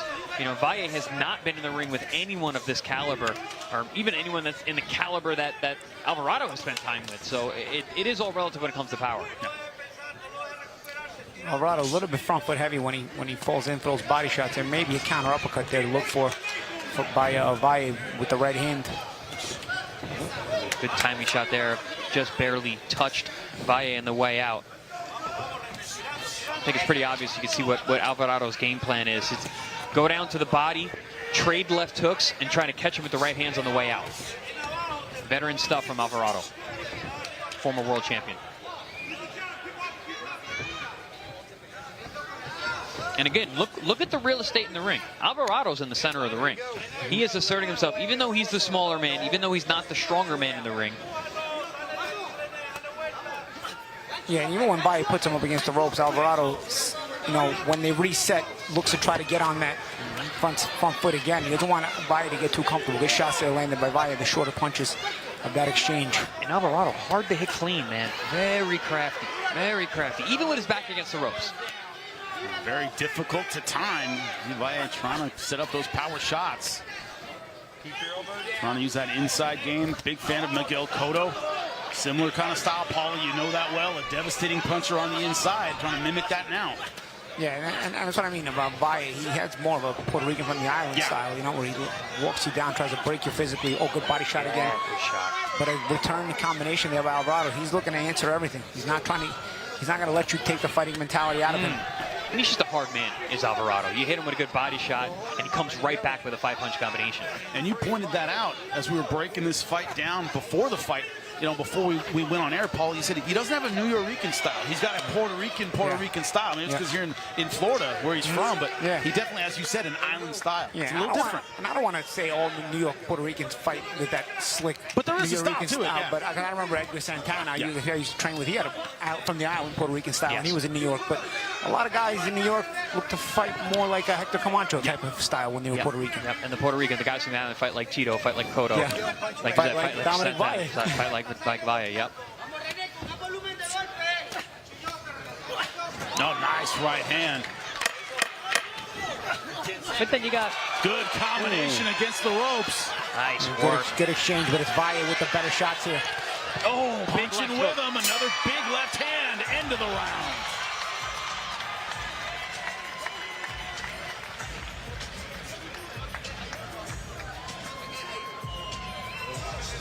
Cut.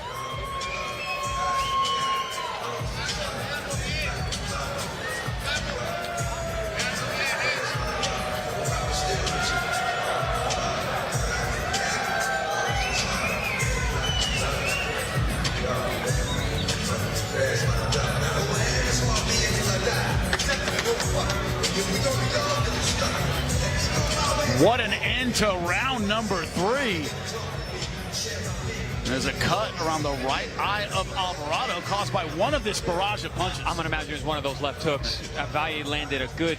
There it is. We saw it. Yep. It was that left hook there. Beautiful shot to the temple. Got a cut around the eye, the right eye of Alvarado, sustained along the ropes at the very end of the round.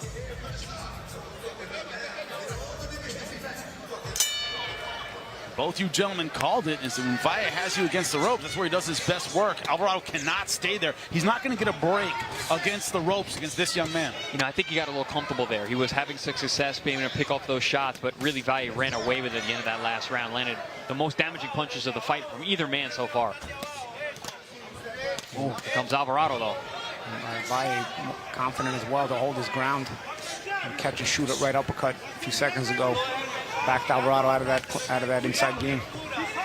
Alvarado changing levels on the outside. Guarantee you he's looking for that right hand over the top. See all the blood on the lead shoulder of Valle. That eye is leaking once again from Alvarado. It's a nice target, especially when the left hook, which has been so successful from Valle, gives him a target to land it on. And Valle changing levels as well with the attack. You know, goes to the body with both hands, which I like. Not very easy for a tall guy to do. No, exactly. He picks those shots from the outside and closes the gap. But also, he's more defensively sound than we've seen in the past, is Valle tonight. I think he's showing his class. He's been working on things in the gym.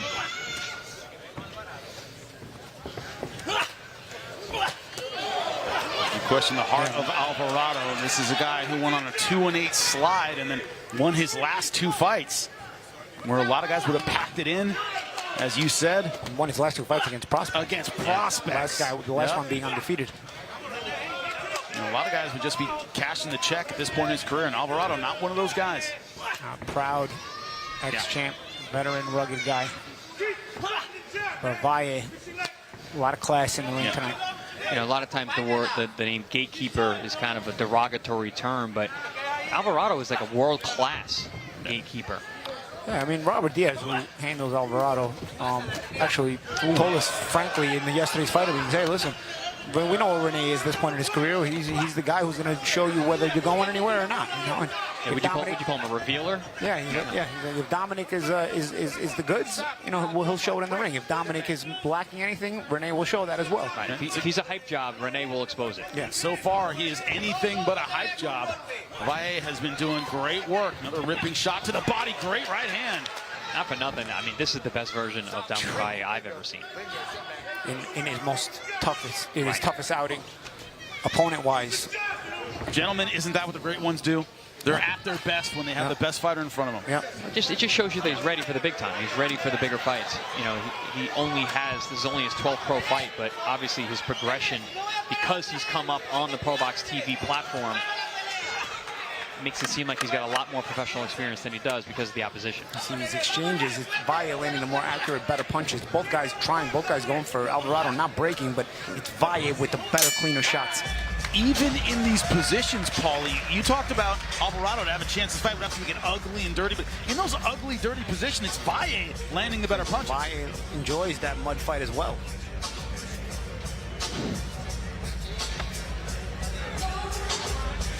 Take a look at it here on the inside. You see the better shots being landed by Valle. Both guys throwing. You see Alvarado's trying, but you see the better, tighter, more accurate shots by Valle. The quality is Dominic Valle. The catch and shoot there, nice. He's doing a lot of really nice, subtle things on the inside.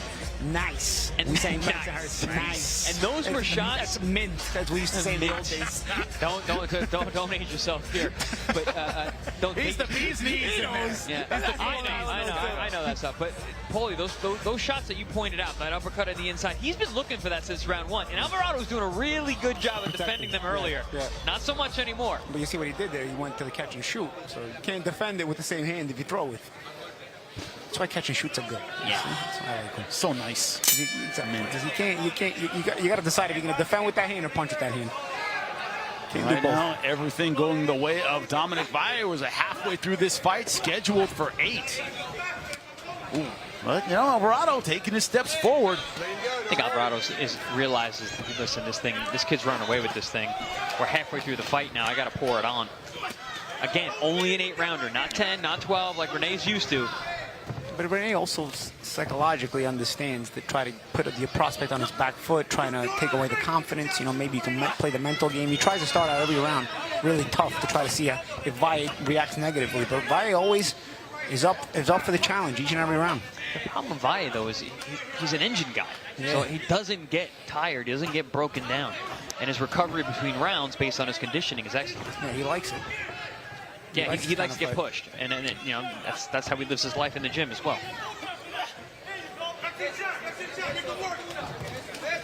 Good right hand from Alvarado. And you see that, you know, as a former wrestler, Chris, that shove underneath that underhook. He walked him right off to the right to the ropes. He said, "Yeah, you want to land those couple of shots? You know what? Let me walk you where I want you to be." Again, that's part of what we talk about. Valle, a big lightweight. But that psychological effect of literally just getting manhandled and pushed into the ropes. And it's especially damaging for a guy like Alvarado, who's used to being the physical guy. If you're getting out physical, it's a problem. I remember watching the Terrence Crawford-Errol Spence fight, a highly anticipated fight. Yeah. And Errol was like, I'm just going to walk him down. I'm too big. I'm going to bust him up. And then he gets dropped with a jab. Right there, I was like, oh, this fight's over. If your game plan is you're a tank and you get dropped, and you get tanked, and you get dropped with a rifle, you got a problem. So when Alvarado is going to try and be the rough and tumble guy, and he starts getting out roughed. You see, Valle doesn't give ground when it comes to that psychological battle. You see, on the inside, you say, we're going to battle on the inside. I'm going to hold my ground. Oh, good uppercut there from Alvarado. Alvarado's certainly having his moments. Especially few and far between, inside, Jimmy. Few and far between. And it seems like the firepower just is not the same between these two guys. Now, 1 for 1 is not going to do it against this kid, who, as we're pointing out and seeing, is physically so strong. Valle looking comfortable in there as well, taking shots. Even when Alvarado throws, Valle very comfortable seeing all the shots. Just getting more and more physical as the fight wears on, which is good. Again, Alvarado took this fight on short notice. You want to test that gas tank even in a short fight.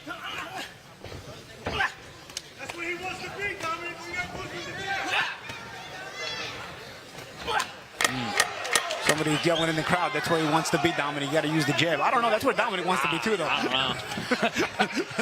I don't know Dominic very well. Then Dominic likes to be in the trenches as well.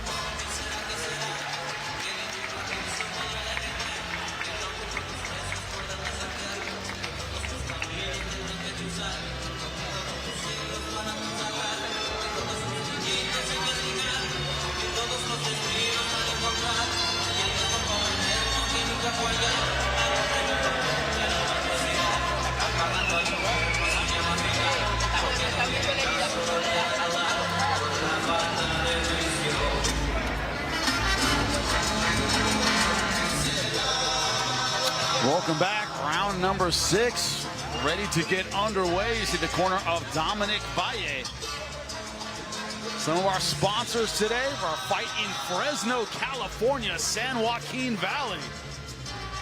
Red basket of the world. Check it out. It's not just football on Thanksgiving weekend. ProBox is on Thanksgiving weekend. Thank you so much. On Saturday. Check it out on Saturday.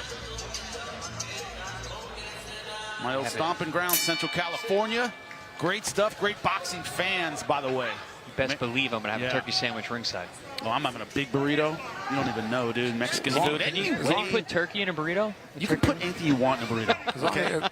As long as my airplane doesn't, as long as I'm missing my connection and wind up stuck in another airport. There you go. Look at the numbers for Valle. A wipeout, 120-51. Total punches landed. Seems like the gap is just growing with each round, gentlemen. Wow. 120 punches in 5 rounds. That's a lot. Landed punches. That's impressive number, especially against a vet, a wily, scrappy vet like Alvarado.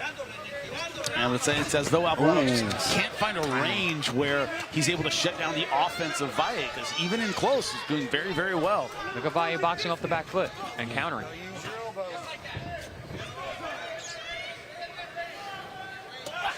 And this is a facet of Valle's game we have not really seen a lot of. Him fighting off that back foot, got hit with a big right hand there. He partially rolled with it. He's got to be careful, though.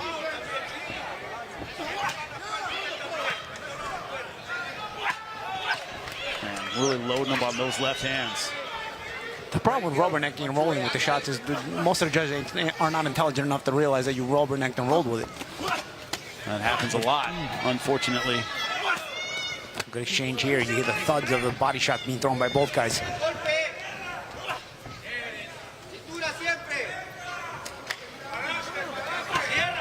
jab there. And jabs on the way back.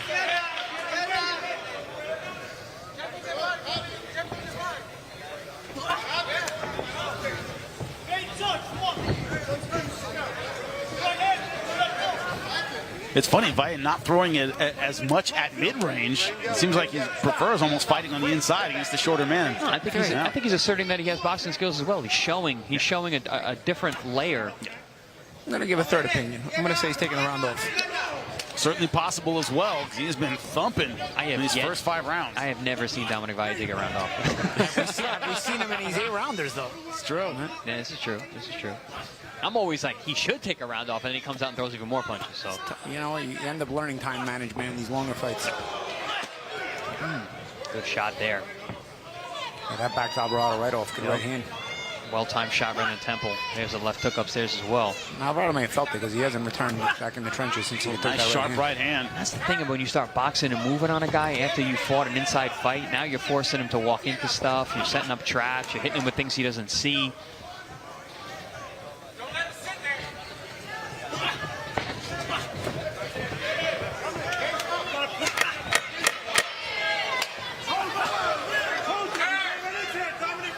Now, if you can combine these two styles, you're a real problem. You can box on the outside, you can counter, and fight on the inside. But it's this idea, of course, that we've seen a few different styles out of Valle. And it could be Paulie was maybe taking that round off. He still probably won that round. He's rolling the more effective punches for sure. Yeah, I mean, Alvarado himself had himself a decent round, but Valle also, for the fact that he took a rest in that round, didn't have a bad round either. Sometimes you take a rest and you just look like you didn't win the round at all. But it could go either way there, despite the fact that Valle clearly seems to be looking to rest in that round. I'm curious to see how he comes out in round 7 though. He took a rest. Does he continue to box? Does he go right back to? They step on the gas now, round 7.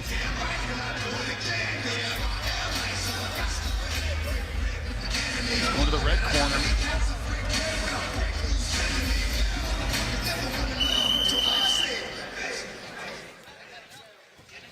Didn't get a whole lot from the red corner there, but I don't even know nothing.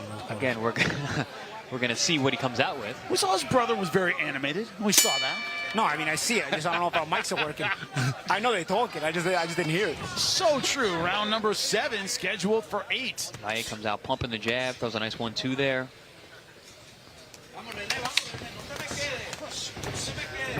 I think, like I said, I think that was a tactical decision to box because he's again fighting off that back foot.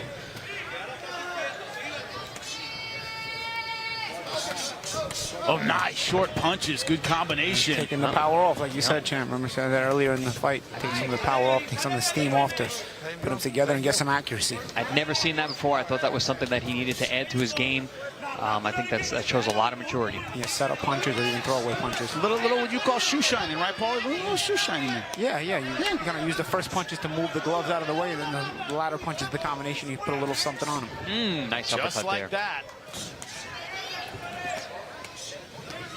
And the power punches through round 6, 114 to 49. As he said again, Chris, 114, incredible number of power punches landed. And look at that round 6. You know, he dropped from averaging around 20 punches a round, dropped down to 10, but was still a good round, boxing off the back foot, landing jabs. I still gave him the round, even though he landed a lot less punches than the other rounds.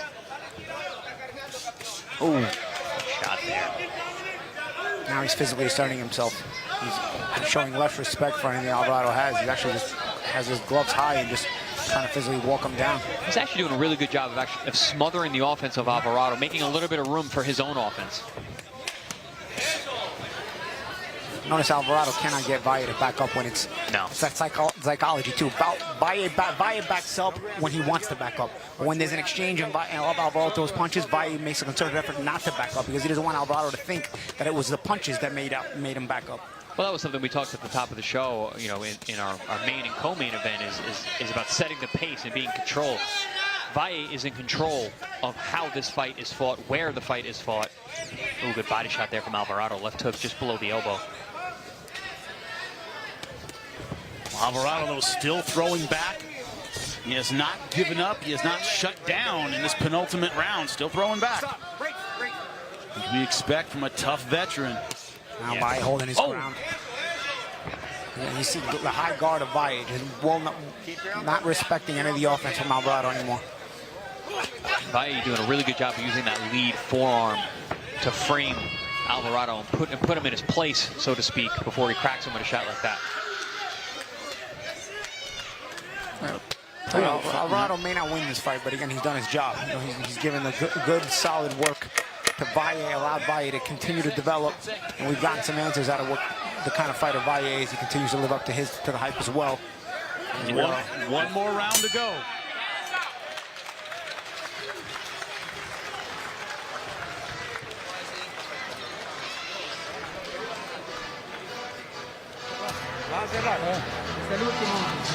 Último round, papi. Lo que estoy haciendo, estoy tirando ligado. Ladies and gentlemen, here inside the RP Funding Center, one more to go. This is the 8th and final round. Let's go, Dominic.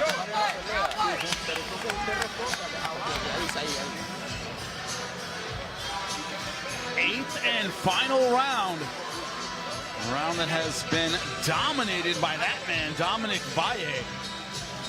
You got to really give credit to the team of Dominic Valle. Obviously, his father is a big supporter and a big part of the training, but also, you know, it's a brother, it's a family affair. You see his brother, Marcus, and of course, Mark Ferre, who's, you know, been working with them throughout their career as well. And we've seen the development of Dominic fight in and fight out, and this has really been a pinnacle of his career thus far, stepping up against the next world champion, a guy who's really a prospect buster and is, you know, is looking phenomenal tonight. And to do it in your 12th pro fight, that's a massive leap in competition. And it's a credit to Dominic and also a credit to Dominic's team, as we just said. Yeah, but there's been nowhere in this fight where Dominic Valle has looked uncomfortable. As you said, Chris, he's blocked from the outside, so good on the inside. Even when he's taking a round off, it was, you know, judicious and a good job. Probably won that round as well. Yeah, no, he's looked good everywhere. He's looked good everywhere, and he's shown different facets to his game. And again, I'm going to reiterate, it makes you think, listen, let's just keep stepping this guy up because he's getting better, and he needs the increase in competition to show the full gamut of what he has to offer. Nice little combination there, 2-1-2. Alvarado, the proud Nicaraguan fighter, he's not giving up. No, he actually had in terms of punches landed, he had a good round last round, did Alvarado. He threw some really good left hooks to the body, landed some good left hands upstairs. Best round in a while in terms of landed punches. I still believe he got outworked, but hanging tough and crafty as ever. Looks like it took, you know, Valle maybe half a round to get over the awkwardness of Alvarado. And since that, he has taken control of this fight.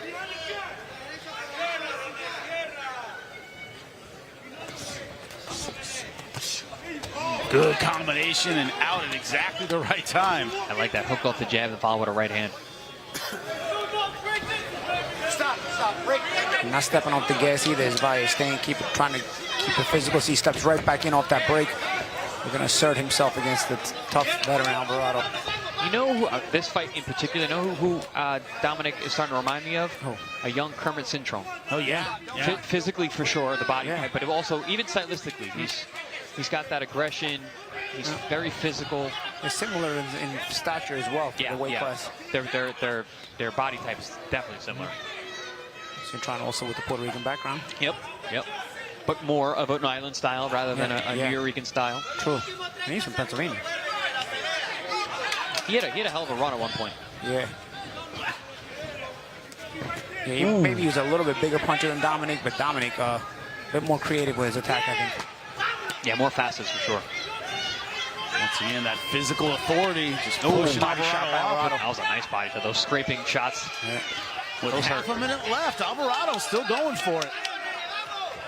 He's been outgunned throughout this fight. He's represented very, very well. No quitting the former champion. Alvarado earns his money and also makes you earn yours.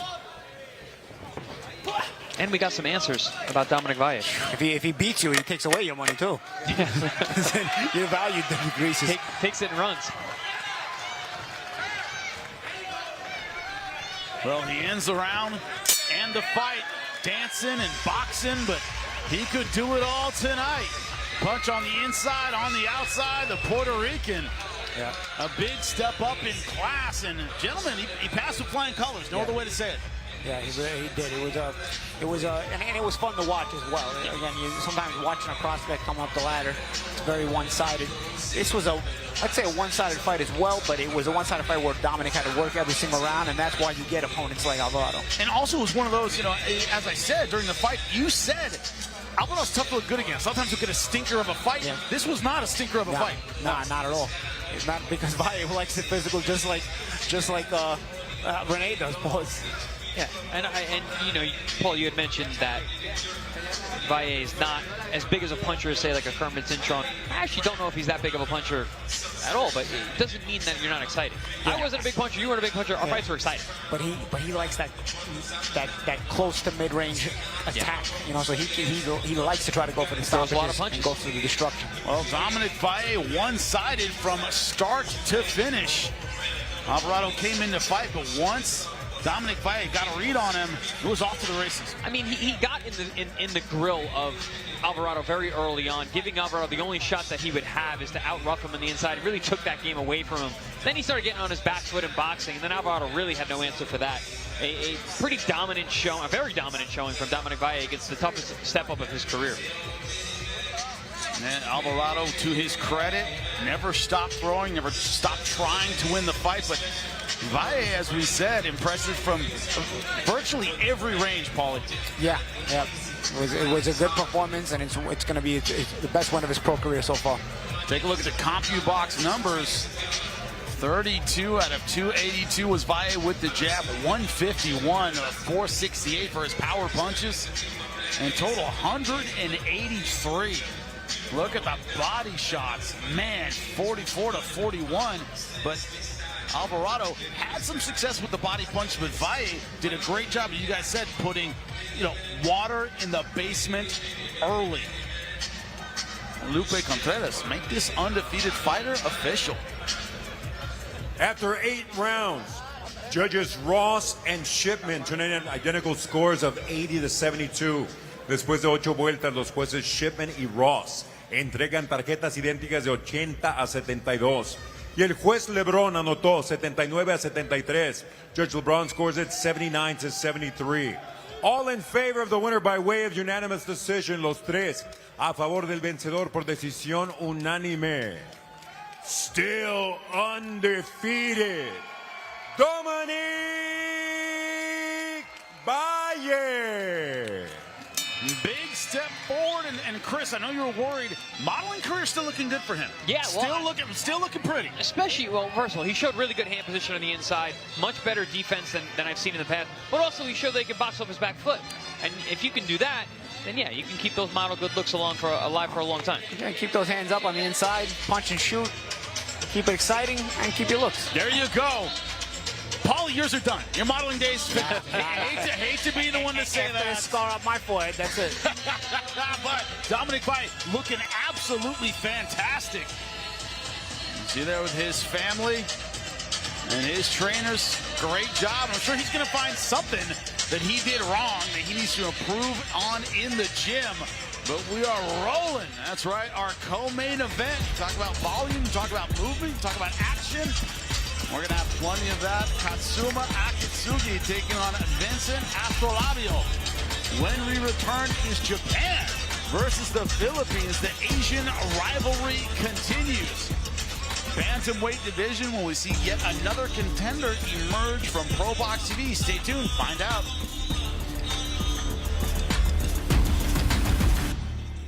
If you're in Vegas and you're still eating chili and it tastes like it came out of a can, we need to talk. Most spots are serving you something bland, watered down, and calling it chili. It leaves you full, never satisfied. At Chili Shack, we set the world on fire with flavor, real heat, and real spice, and chili that makes you feel alive. We serve thousands of locals who keep coming back, and the reviews say it all. Once you've got Chili Shack, everything else tastes fake.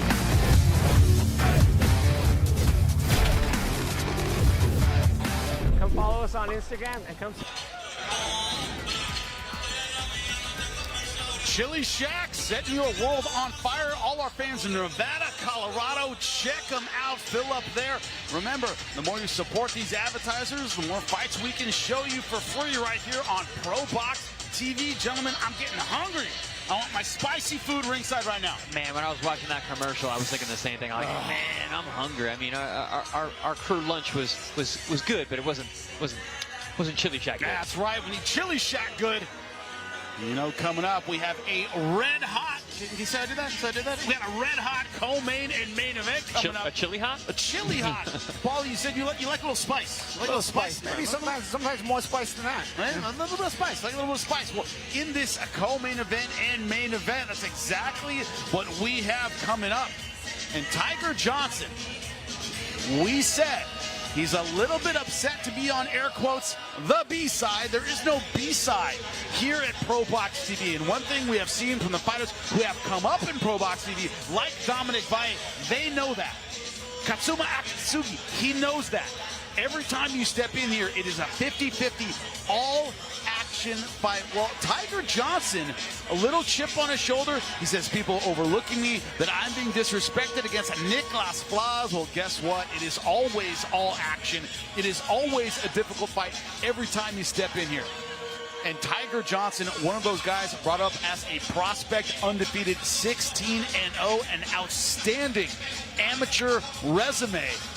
But in order to continue his career, he needs to get past the guy in Nicklaus Flaz, and Nicklaus Flaz, who has looked nothing short of spectacular in his ProBox TV run. A guy who came here without a huge name, but he has looked absolutely fantastic. It's like he hears his own music when he's in there punching. And the question, of course, to Tiger Johnson was, how do you stop that train? He said, I don't worry about Flaz. Flaz has to worry about me. Here he is. I'm really excited, you know. I mean, I don't really look at him as a, dangerous opponent. I'm the dangerous one. A lot of people was counting me out in this fight, and I'm just ready to show the world, what I can do. I've been having tough fights my whole career. I don't underestimate anybody, I'm not underestimating Flaz or his team or any opponent. I just know what I can do. I already done proved myself 16 times. I'm just here to just keep doing what I do. We're gonna come home with that belt. He got to be able to stop me. Not gonna be nothing I can't handle. I done been in the ring with a million different styles. His style ain't nothing that I've never seen before. But the thing is, he's never been in the ring with somebody like me. So that's the difference. A win over Flaz I should be at the door. I'm ready for any world champion as of right now. But right now, the job is to get through Flaz, and then we'll worry about the next later. Well, I'm sitting next to two fighters who had great careers, but you guys weren't 2021 Olympians. The idea that the spotlight has been on Tiger Johnson from the start of his professional career. Chris, do you say that gives him a boost? Also puts you under a lot of pressure, and he's still undefeated. Yeah, absolutely. There was a ton of hype around Tiger Johnson. There's a ton of hype around anyone with that kind of amateur pedigree, the way that Delante has experienced in the past. So going into the pros, a lot of people are looking at this like, well, all right, well, it's time to step up. Are you the real deal, or is it more hype than substance? But Delante Johnson does have a ton of skill. We saw that in the highlights there. He's seen everything you can see in this ring. Now it's about making it happen in the pros. Well, let's talk about the opposite there, Paulie. Katsuma Akitsugi, a guy who, as an amateur, was not particularly hyped, in the pros, not particularly hyped. He said, coming in ProBox TV, it's so great. Why am I getting more knockouts? Because I actually have a fight day I can prepare from. I'm not getting thrown in there last second. And under the ProBox TV banner, he's looked fantastic. Not only does he look fantastic, but he was also enjoying the spoils of his successes, right? Because as you have more success, you open up more eyeballs to you. People sign you to contracts. And when you get signed to some contracts, you now get fight dates that you can prepare for. You have anticipated notice. You know who your opponent's going to be. You can prepare specifically for that person.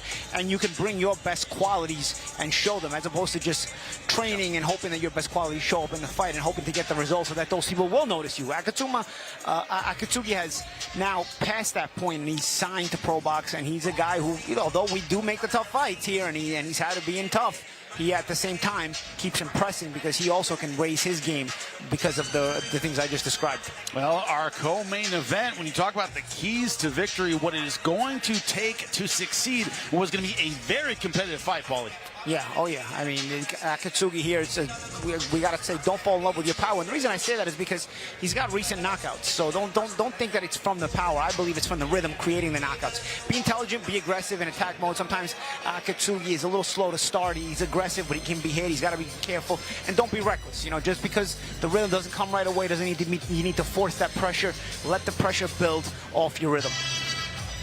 He is a rhythm fighter. He is a volume fighter. And once he gets going, one of those guys it's so difficult to stop. And his opponent, Astrolabio, has a ton of that power, that countering ability that can turn this around in one shot. Yeah, he's got power, he's got experience, he's got good timing.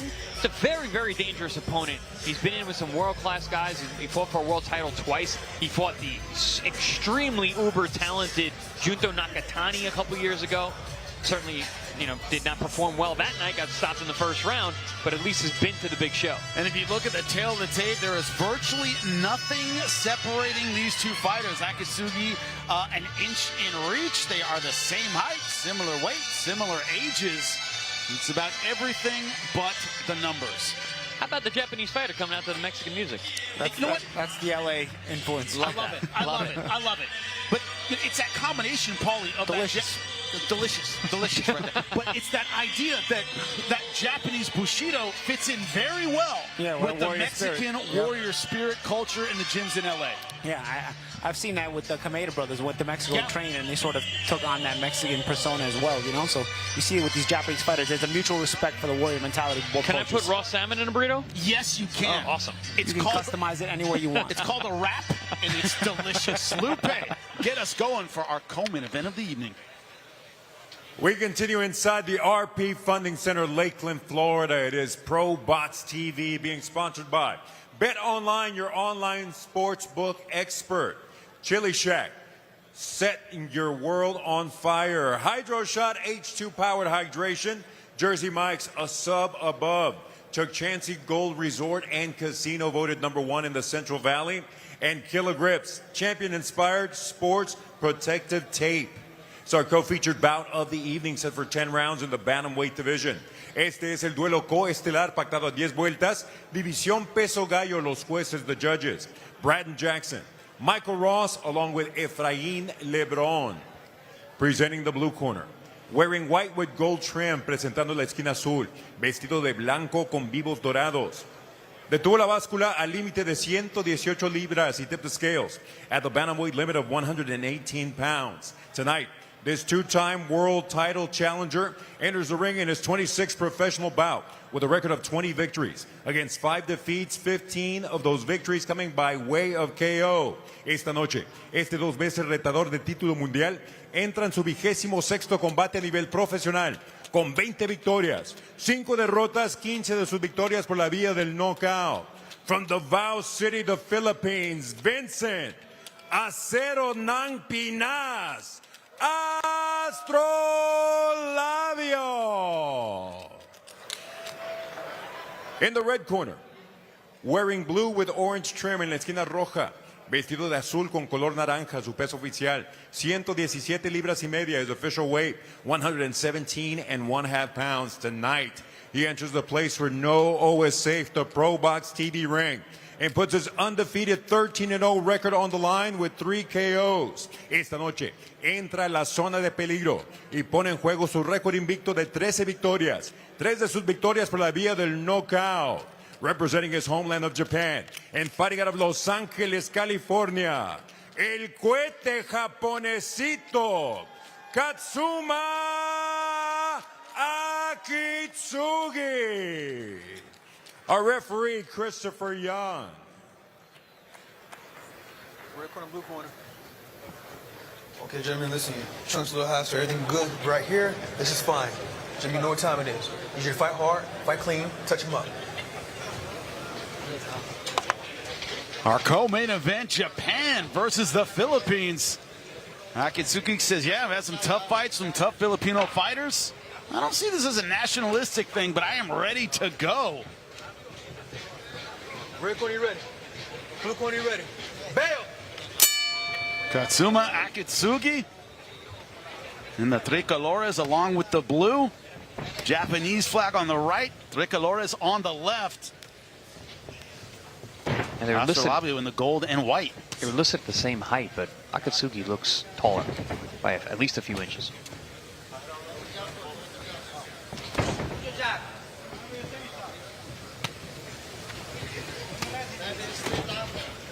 Astrolabio from General Santos City, same hometown as Manny Pacquiao, who's with the Pacquiao camp at Wildcard. Akitsugi, yeah, I saw him coming in with Pacquiao and never moved around with him, didn't spar with him, but I know he's part of that camp at Wildcard.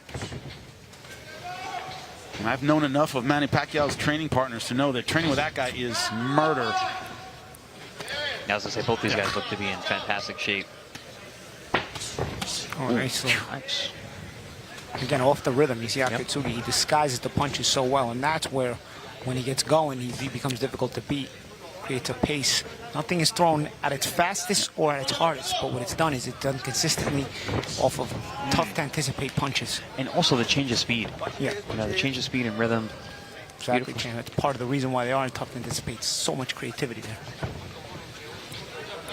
You know, it's funny, we were talking a little while ago, I think it was about 168 pounds, we talked about Joe Calzaghe, and B-Hop said his hand speed was like a swarm of bees. Like, no one punch hurt you necessarily, but it was just kind of all over you at the same time. Akitsugi, very much that kind of style. No one punch, but like this, just accurate pot shots. But I'll tell you what, guys like Akitsugi, even Flaz, they take some speed off, even take some power off. While guys like Calzaghe, even Amir Khan was like that. It wasn't any particular punch. It was like, man, it's like overwhelming with that kind of speed. It's almost different. I feel like that tires you out more because you're sprinting. These guys, they get a lot of punches off, but it's off of consistent rhythm, so you're taking off some power, taking off some speed, so your numbers are up, but you're not burning as much gasoline, if the analogy makes sense. You know when to go and coast, right? You're not revving. Even though you're punching, you're not revving the engine. I feel like Calzaghe and Khan and even Pacquiao had that constant RPMs rolling high because they threw at such speed. Yeah, but Pacquiao could fight at high intensity for 12 straight rounds. It was insane. No one would know better than you, Chris. Yeah, I mean, the guy never needed to rest. Already a couple clashes of heads from these guys. That's to be expected. Opposite styles, opposite stances. Yeah, be careful. Watch for Akitsugi. He was cut in his last fight. Oh, there's an explosiveness from the Filipino. And was that a clash of heads as well, if I remember correctly? I believe it was, yes. Right on cue, we started talking about Manny Pacquiao, and we started seeing how explosive Astrolabio is. Yeah, and he's looking for the big shot there again. Yep. There it is again, big shot. Yeah, you see, he flies in like a la Manny.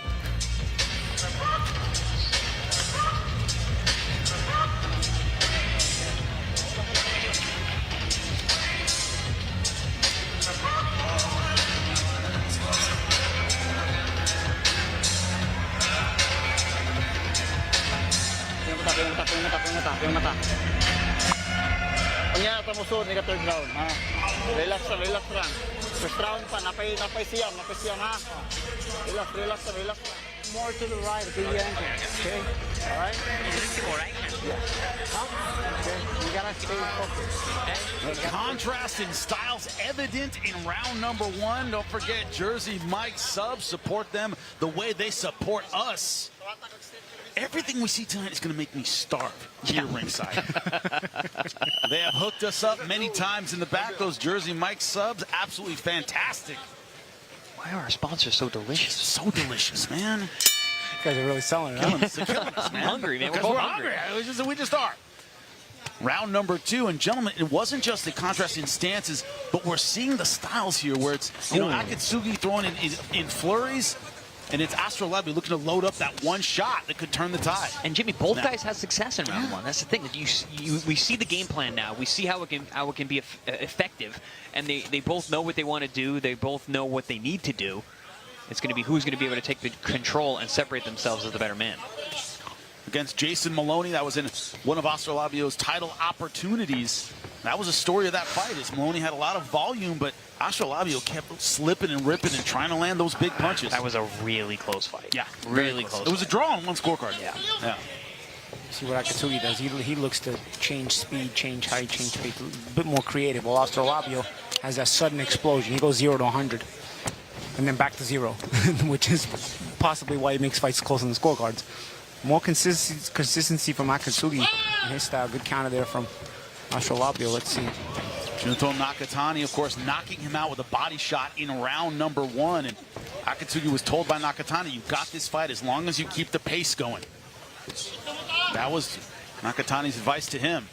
And he took that to heart. Yeah. Well, typically, you know, a guy like Astrolabio who relies on that explosiveness, if you back him up, you take away that explosiveness. So, you know, the advice is taken, you know, pretty well because you can see the nice body shot counter there from Astrolabio. That's the second one this round. Ooh, and another counter up top. That was nice. Partially blocked off from Akitsugi's gloves there. I like how Akitsugi, see how he cuts off the ring and tries to keep that mental pressure on you. Ooh, body shot! Oh, what a shot! Right on the liver. Beautiful. And as he was throwing, Stretched out. Yep, you see the redness on his ribcage already. Trying to take a deep breath, but plenty of time left in round number 2. Man, we talk about power. You don't need power when you got timing, man.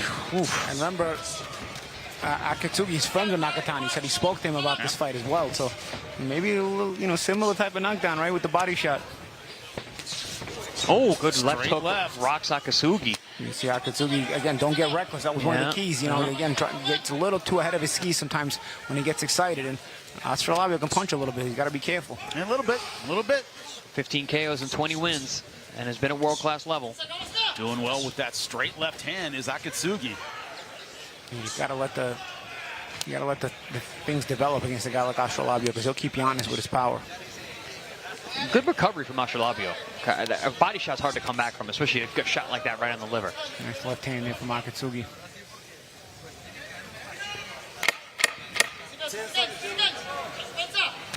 Astrolabio, after being dropped, will make it through round number 2.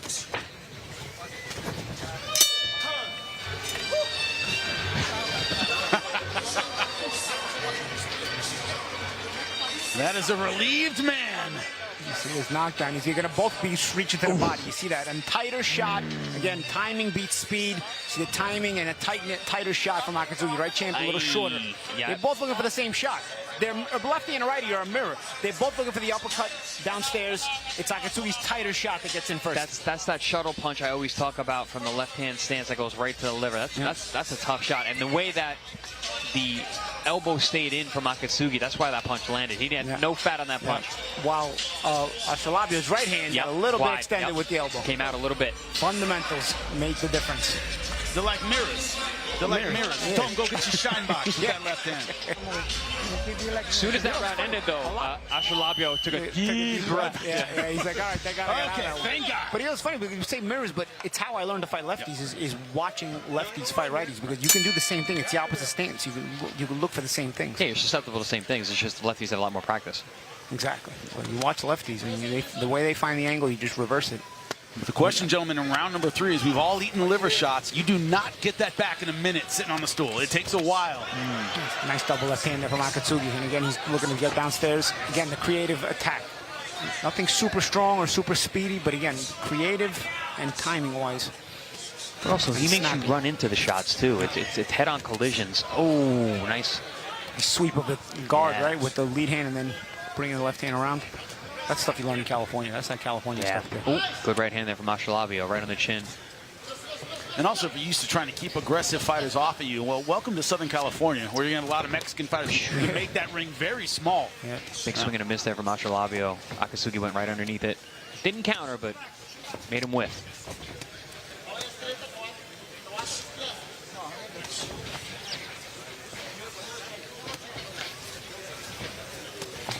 Astrolabio right now 9th in the WBO, 15th in the IBF, 17th in the WBC.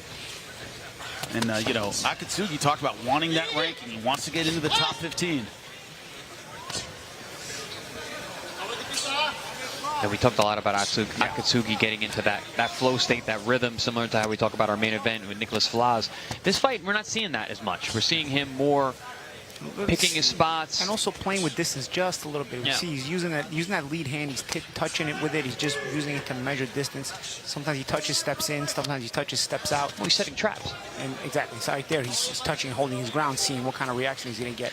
He looks like he's analyzing, like he's AI out there. He's collecting data. So he's going to change of distance. You see he makes a miss there as Astrolabio is still trying to look for that explosive shot. But also, it seems as though Astrolabio's guard is having trouble with that straight left hand. It's easy getting in like that, even when his hands are up. He looks prepared, and that's just sneaking in. That's that probe of Akitsugi with the lead hand. He touches in different places. If you look with the lead hand, what he's doing, he's touching in different places. Sometimes he throws it short, sometimes he throws it touching the glove, sometimes he throws it at a different spot. Looking for the wrong reaction from Astrolabio. As soon as he gets the wrong reaction, he's looking to shoot the left hand in different ways.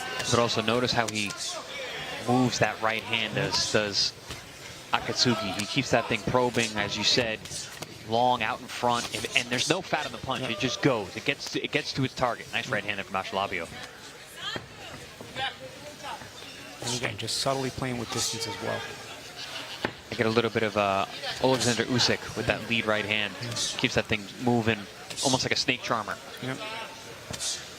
See, now he's using the jab, but again, he's not letting go of the left hand because he's not seeing what he wants out of Astrolabio. But what it does is it controls Astrolabio's ability to set anything up. The little clash of heads there, they got to be careful. That's the thing. We get a guy like Astrolabio who flies in like that, and you got an orthodox southpaw. Got to look out for headbutts.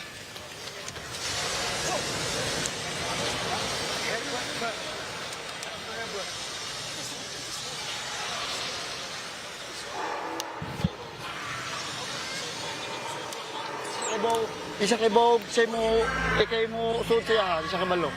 Sudla na ha. Sudla na.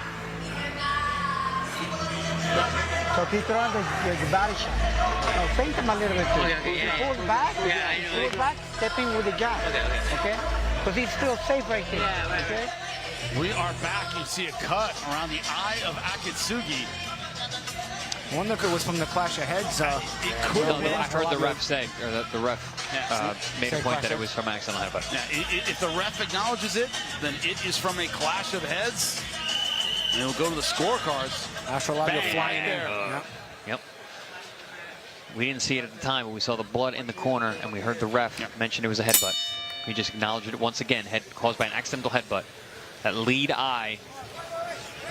Time. Mouthpiece not in. Oh, too busy working on the cut. Forgot about the mouthpiece. Yeah. Astrolabio showing some respect there. Showing some class. Yep. Protect yourself at all times. Round number 4.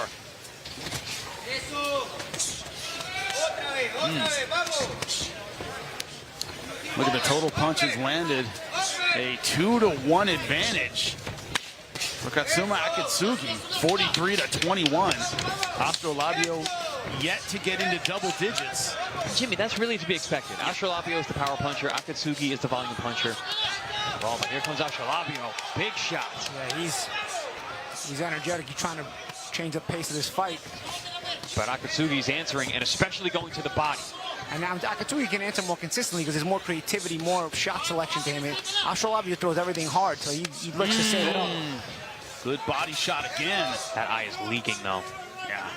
Staying in the pocket here is not going to allow that coagulant to get in there in this round. Well, fortunately, it is outside the eye. It's not above it. It's not going to affect the vision that much. Still not good. No, there's a little blood on the other side of the eye. I don't know if that's from this cut or if there's a new cut. That's the thing. Part of the reason he's susceptible to cuts is also because he's a southpaw. And being a left-hander, you end up taking more headbutts. But again, having aggressive guys in front of you can also create more clashes of heads. But also, Paulie, he's so busy with both hands that the hands aren't home that much. He really uses his head movement as defense.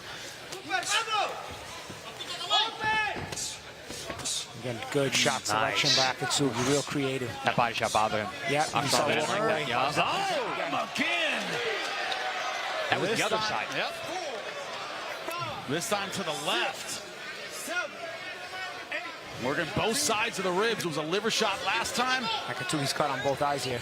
Yeah, he's got a little cut over the left eye now, too. He's got a good cut man, though. Big Starita's a real good cut man. So but Akitsugi trying to make this academic right now. Again, he's got to not get ahead of himself. Second knockdown of the fight. Oh, Astrolabio's hurt. Astrolabio's very uncomfortable here with the doesn't take it to the body. Well, Nakatani stops him to the body, and clearly another body shot. Akitsugi's going for the same. 2 knockdowns in round number 4. 30 seconds left. Man, if he gets this stoppage, that's very impressive. Just got to be careful, though. Astrolabio still has that power. Referee just said one more and fight's over. Good amount of time left. 20 seconds. Astrolabio's going to be looking at Good right hand from Astrolabio. Yeah, he's going to be looking to shoot some big shots. Oh, nice uppercut. Rocks Astrolabio. That hurt him. Good combination. God, we can hear those body shots Seconds left ringside. in round 4. Oh. He's going to make it by the skin of his teeth. And he does. Wow. How about that? The issue here is the body shots have probably taken steam off of Astrolabio's punches, too. Yeah. But also, every time he throws, he's open for another shot to the body. This is how it happened, gentlemen. Right hook on the other side. And you see how he set up. He with goes the down on Look at the both uppercut sides. The uppercut, what the uppercut does is it brings your arms to the middle. Yep. You're blocking up the middle, so you leave the side open. So nice setup. And that would, instead, since he dropped it to the side, now Astrolabio's arms are to the side trying to protect. Yep, so the up body the shot comes up the middle. Good sense of awareness from Akitsugi. But also, the uppercut raises your vision a bit, so you can't see when that body shot's exactly going to land. Get hit with a shot that you don't see.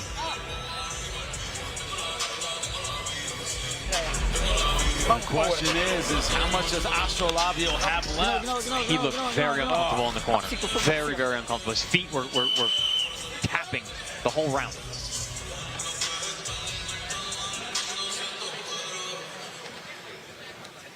The start of round number 5. How much will the fighter from Japan test to see what Astrolabio has left? Because he has a commanding lead on the scorecards. 3 knockdowns.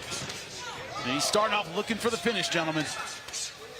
Power punch is 86-31. Yeah, Akitsugi, he wants his fourth stoppage. Oh, nice uppercut. And talk about looking better and better, gentlemen. Akitsugi looking fantastic tonight. Yeah, he's fought on our air. I think this is his 3rd fight in a row. He's impressed each and every time, more so as the competition has stepped up.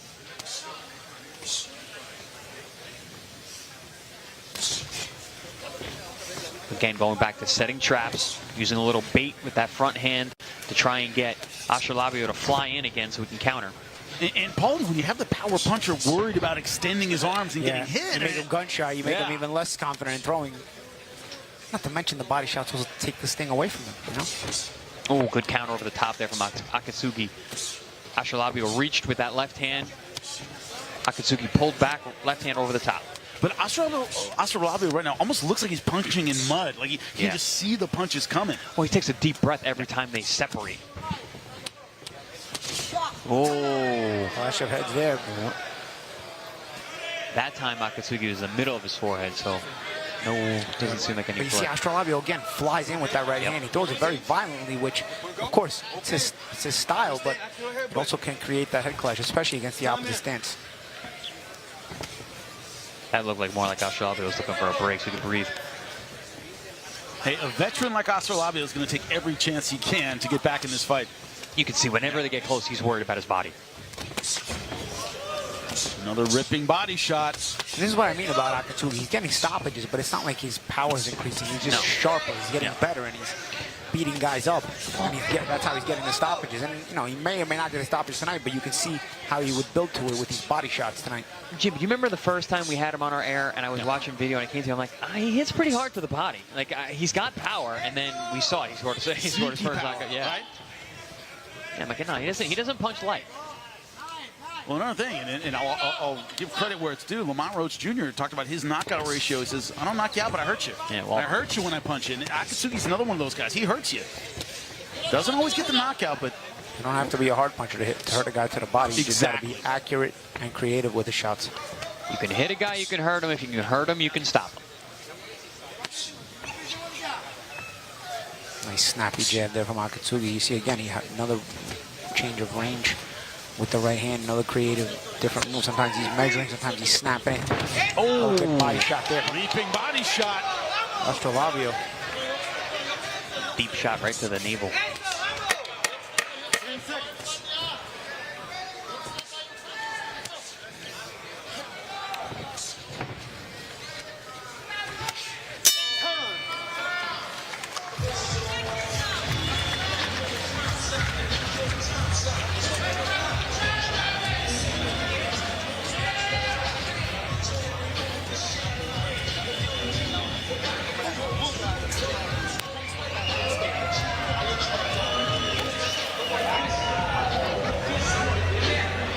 right. You're doing great. Okay, just keep touching to the body now. Okay? Keep on basically, yeah. He's always reacting. Okay? And what we talk, throw 1-2. yeah. And we don't overreact. We talk, he's protecting. Go to the back.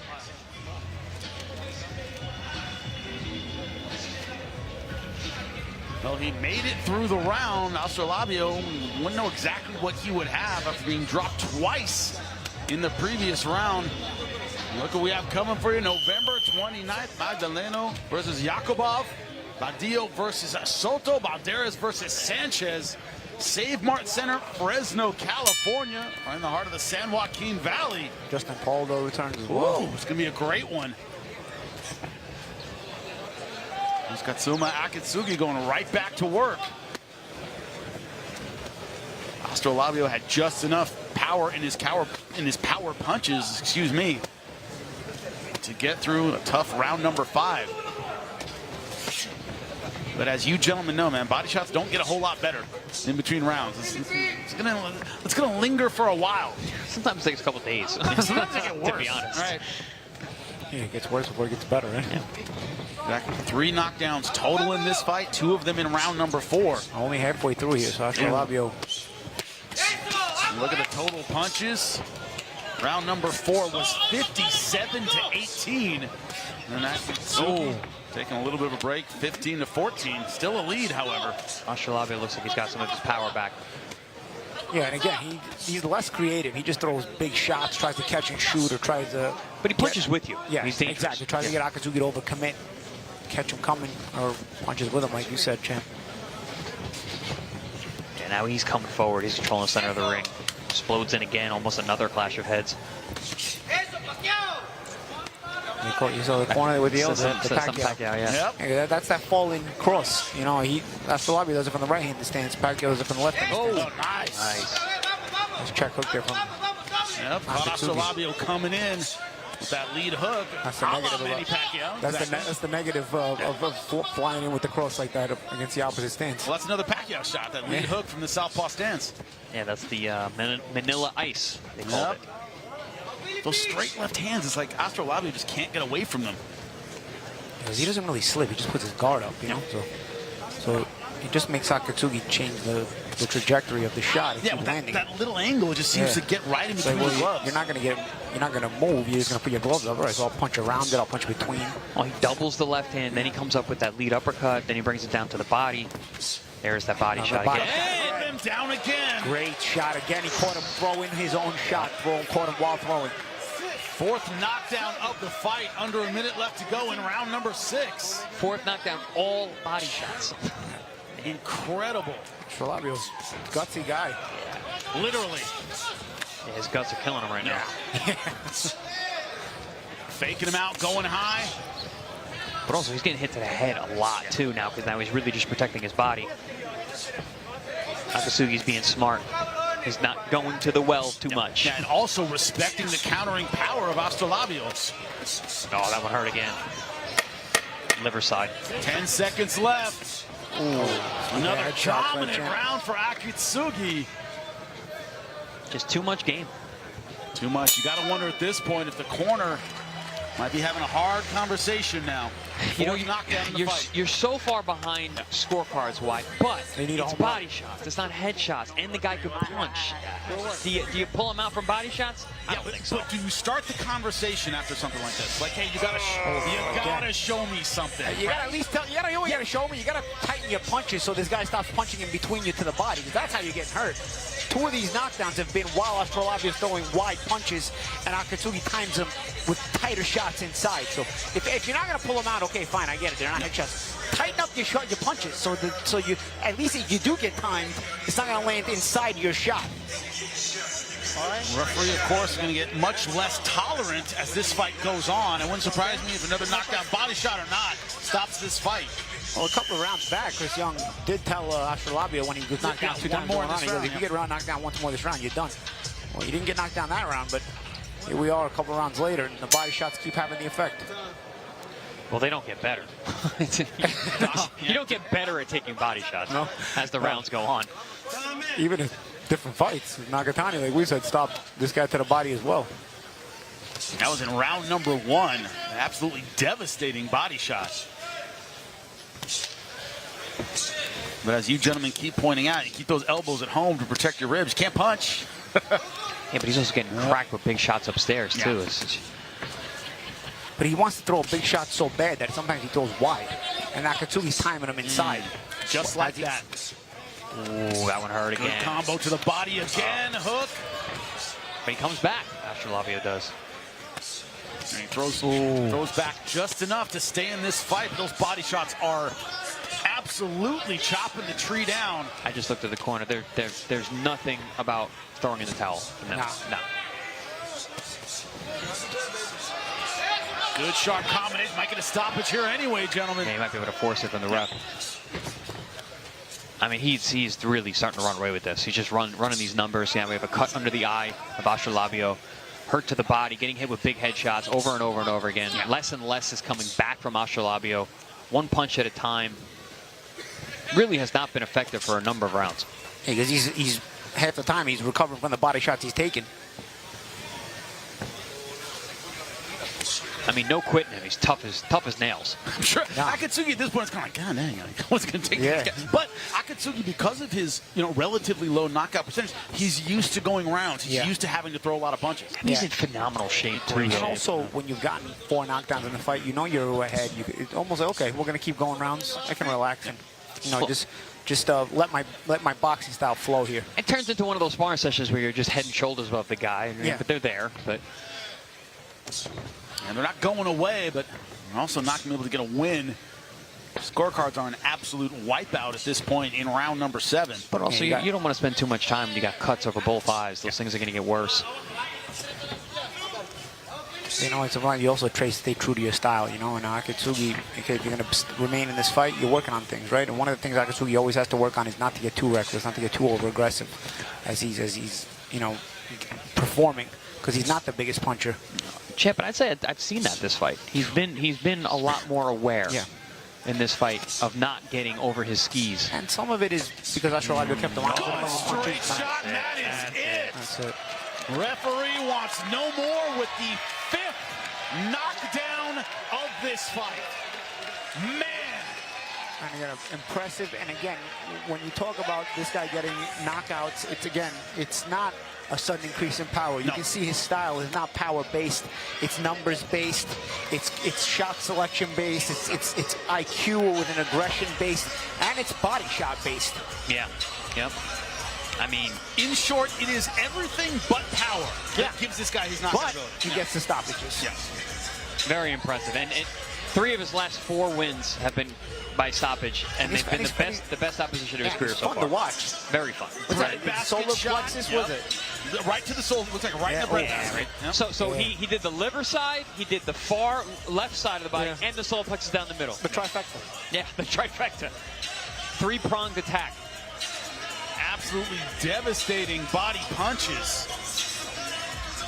Well, we will see it in a moment. The CompuBox numbers incredibly one-sided throughout this fight. Should be a wipeout. Right on time. See, our producers, they listen to us. Yeah. Look at the punch counter here. We did say did we say go to the body as one of the keys? 59 to 23. 44.5% landed power punches. Yikes. Absolute wipeout. You know what? When they follow the keys, they get it done, right? Yeah. There you go. They should listen to you. That's why we're here. That's why we do get these keys. Man, absolutely incredible work from Katsuma Akitsugi. We talk about him looking more and more impressive. As good as he's looked under the ProBox TV banner, that might be the best win of his career. Man, Lupe Contreras, put a button on it for us. Inside the ProBox TV ring, referee Christopher Young halts the action with an official time of 2 minutes 35 seconds of round number 7. Dentro del cuadrilátero de ProBox TV, el referee Christopher Young detiene el combate con un tiempo oficial de 2 minutos 35 segundos del séptimo asalto, declarando al ganador por nocaut técnico, declaring the winner by way of technical knockout. Still undefeated, el cohete japonesito, Katsuma Akitsugi. You talk about guys heading out of ProBox TV and getting those title opportunities.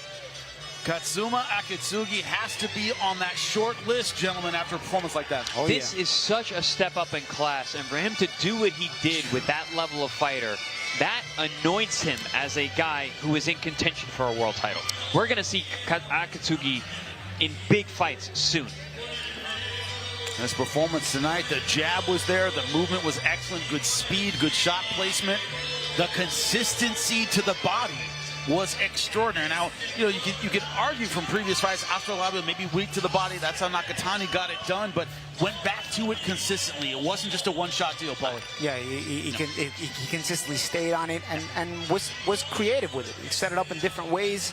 The body attack was key, but he didn't just one-sidedly go to the body. Created the openings in various ways, and that's what makes him the kind of fighter he is. What people don't realize is when the guy is protecting that thing, it's really hard to get to it unless you're very creative, unless you create openings, which Akitsugi did.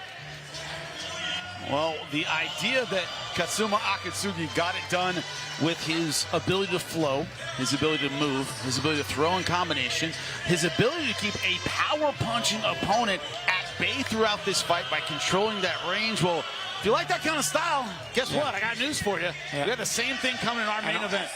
You do. A real fun style. I'll say Akitsugi really misses home. He was talking to us yesterday. All you do is train here, because he said that he's starting to really miss home. But right now, going through his paperwork, he has to stay here. Training. He will be back soon for our main event, Nicklaus Flaz versus Tiger Johnson. Dominic Valle joins us ringside right after this. If you're in Vegas and you're still eating chili and it tastes like it came out of a can, we need to talk. Most spots are serving you something bland, watered down, and calling it chili. It leaves you full, never satisfied. At Chili Shack, we set the world on fire with flavor, real heat, real spice, and chili that makes you feel alive. We serve thousands of locals who keep coming back, and the reviews say it all. Once you've got Chili Shack, everything else tastes fake.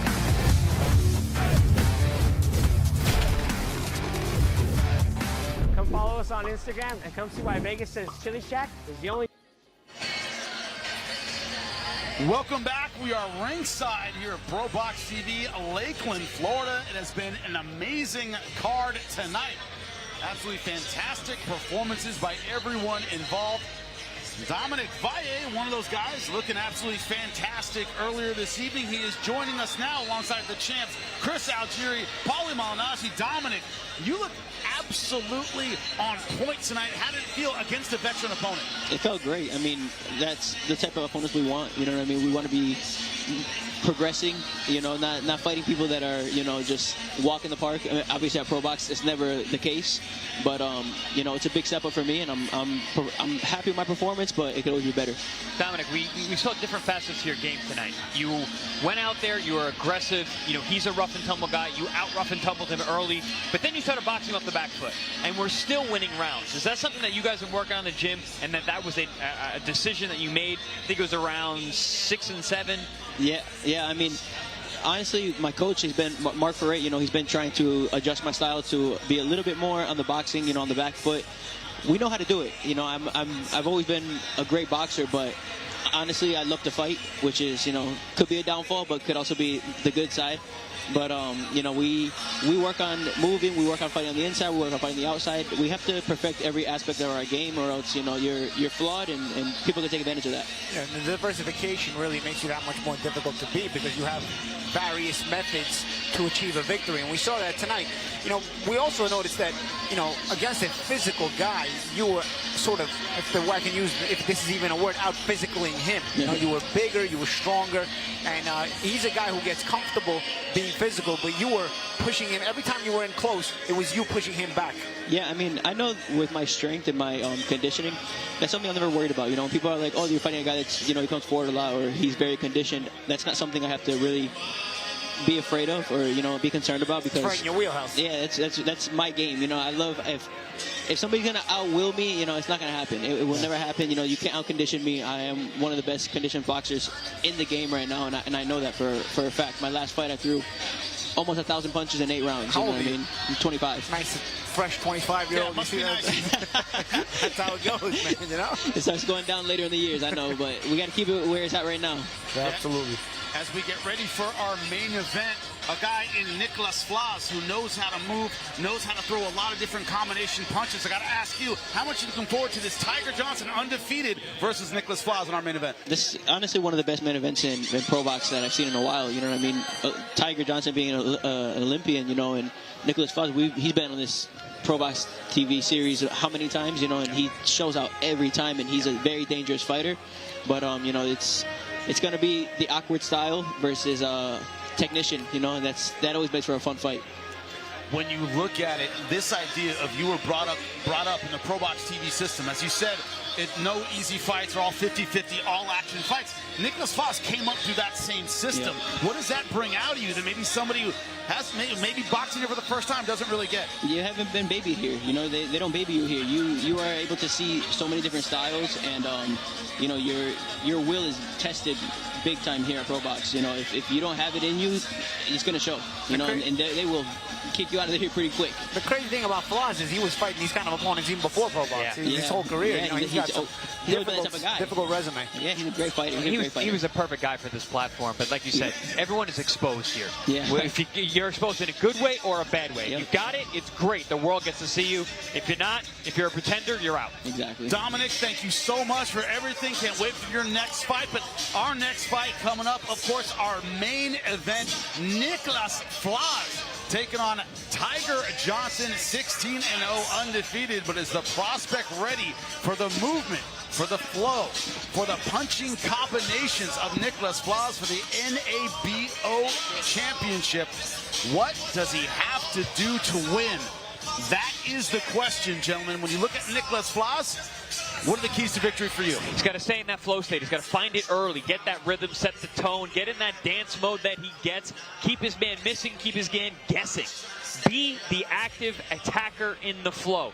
Be aggressive, set the tone early, set the pace, make the pace a little faster than your opponent wants to be at. And then also be first. Don't let Delante Johnson, a Tiger Johnson, a guy with great fundamental skills, set the tone early, get behind that jab. It's going to be a long night unless you're first. Well, take a look at the tail of the tape. The numbers for these two fighters. An incredible main event. The Puerto Rican, 2 years older than the native of Cleveland, Ohio. Just a 1-inch height advantage for Tiger Johnson, but a 1-inch reach advantage for Nicklaus Flaz. When you look at the numbers, it's not what it's about. It's about the style, the clash. Can't wait to get it done. Lupe, let's start our main event. Making his way into the arena in Tanto La Arena, Delante Tiger Johnson.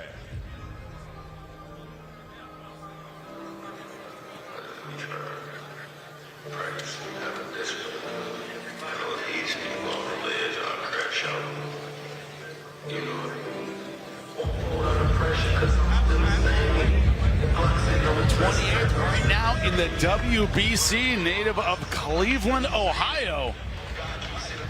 Gold medalist 2016 Youth World Championships, bronze at the Pan Americans, Olympian in 2021. When we talk about prospects right now in boxing, the up-and-comers, Tiger Johnson has to be near the top of the list. Making his ring walk, Nicklaus Flaz.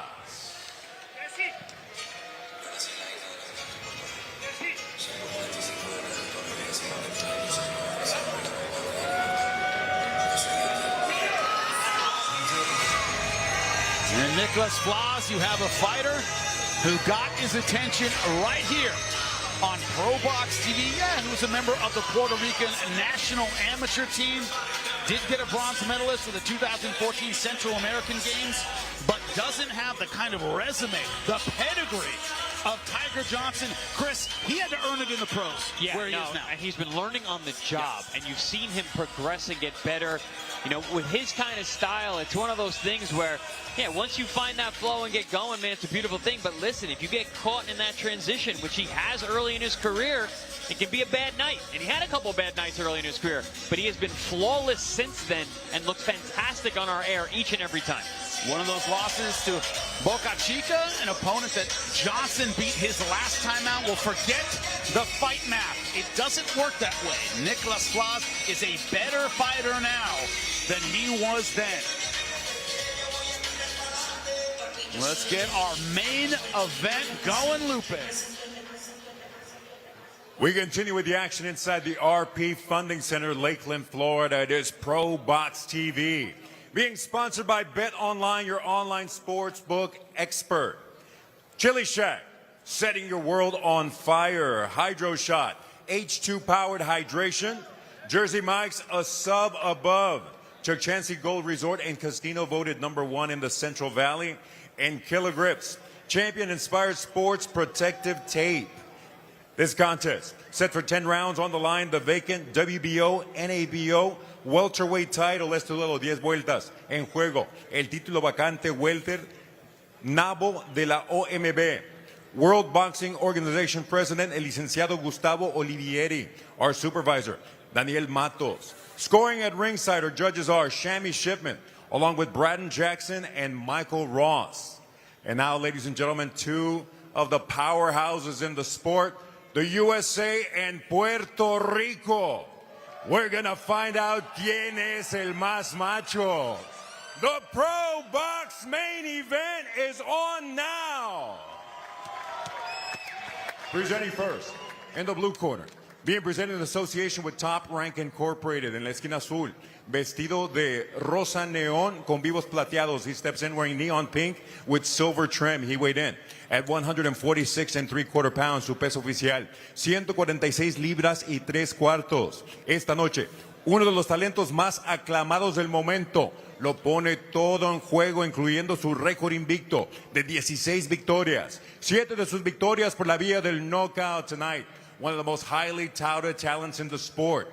Puts it all on the line, including his undefeated 16-0 record. 7 of those victories coming by way of KO.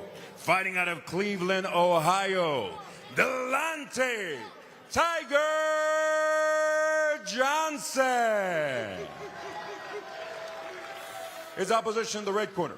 Su oponente en la esquina roja, vestido de negro con celeste y rosa. He steps in wearing black with light blue and pink. He weighed in at an identical 146 3/4 pounds. Detuvo la báscula a un peso idéntico de 146 libras y 3/4. Esta noche, en su 18º combate a nivel profesional, con un récord de 15 victorias, solo 2 derrotas, 10 de sus victorias por la vía del cloroformo. Tonight, he enters the ring in his 18th pro bout with a record of 15 victories against only 2 losses, 10 of those victories coming by way of KO. Esta noche, viene a comprobar que Puerto Rico es otra cosa. Rep en Vega Alta PR, Nicklaus Flaz. With final instructions, our referee, Michael De Jesus. All right, guys. The rules I told you in the locker room in the corner. You both know what I expect. Anything under here will be low. Anything under here will be low. Touch gloves if you want to. If not, go back to your corner. It's a fight we have been anticipating since it was announced. You heard Dominic Valle said it, one of the greatest main events in ProBox TV history, and what has been a fantastic card tonight. Maybe seeing a future world champion get his hand raised tonight. Round number 1 is underway. It's a really difficult fight to analyze. I can see this going so many different ways. Super competitive, truly 50-50 fight. One thing about that fight against Bocanegra, his last time out, Tiger Johnson, that was a tough fight to watch. Just not a lot of activity. Tiger not throwing a whole lot, being very judicious with his punches. Tiger landed a good right hand and gave a little smirk. Don't get too froggy, I'll hit you. And every time we interviewed Tiger about this fight. He says he's got to worry about me. I'm not worried about a style of Nicklaus Flaz. He's got to worry about me and my power. Well, one of the ways you can offset a rhythm like Flaz is with a sharp jab. It can go both ways, because if you don't get your jab landing, it can be countered well. But so far, Johnson early in this fight is landing some sharp jabs. It may be a way of getting into the head of Flaz and offsetting that rhythm. Oh, good body shot by Flaz. And Tiger Johnson starting a lot faster than he did in his last fight. He needs to. He needs to get ahead. He's got to be first. He can't let Flaz get into his rhythm, and he's doing a great job of breaking that rhythm with the jab. Flaz continues to come forward, though. Yeah, Flaz, a confidence fighter. Once he starts cutting angles. Flaz was KO'd in the first round against Bocanegra. And again, he's a rhythm fighter. So if you get caught in the middle of that transition, he can be vulnerable. That's a common opponent to have, right? Yep. Correct.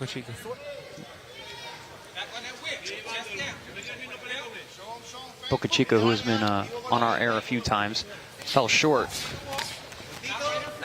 A talented guy nonetheless. Yeah, he's one of those guys that doesn't throw enough punches at times. Yep. Bocanegra. Yep. Actually had a really good performance. That was a draw, a no contest, excuse me, against Brian Norman Jr. on a top-ranked undercard.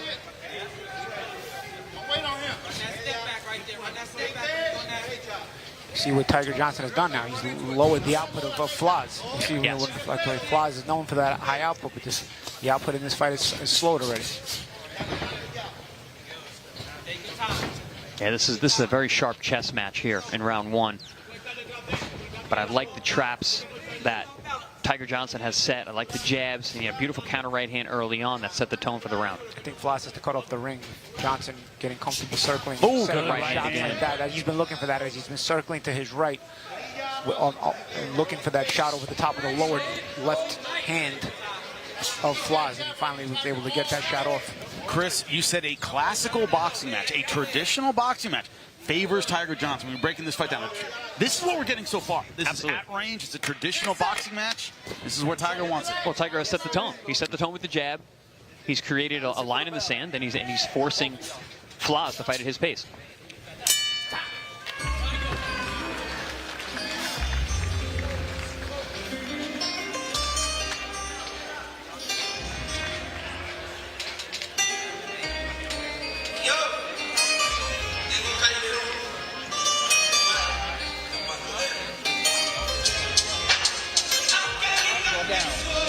Go down. More feint and take a walk. You see where you're getting up high and being tight? Get in your flow.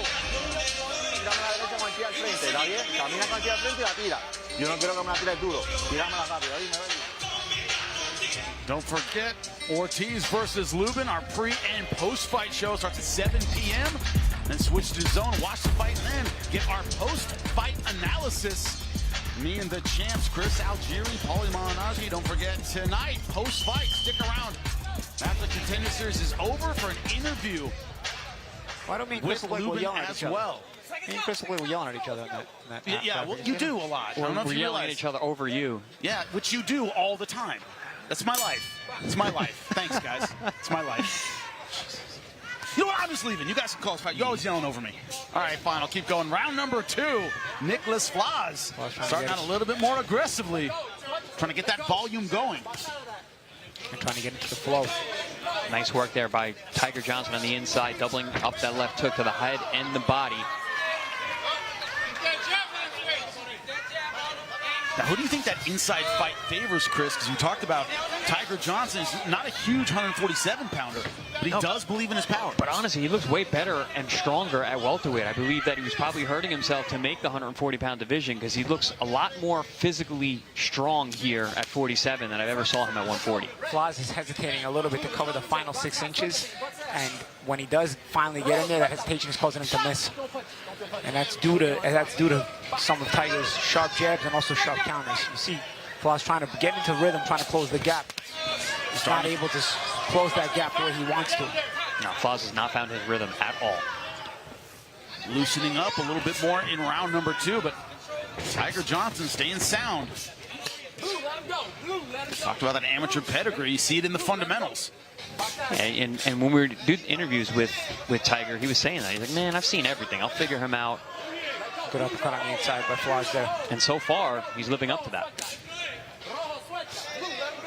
Yeah, this is where you see Tiger actually is strong enough at welterweight. Yeah. He's able to hold where he wants to. Tiger's complaining about the rabbit punches, but he is holding a little bit much, and I think that's why the ref let it go.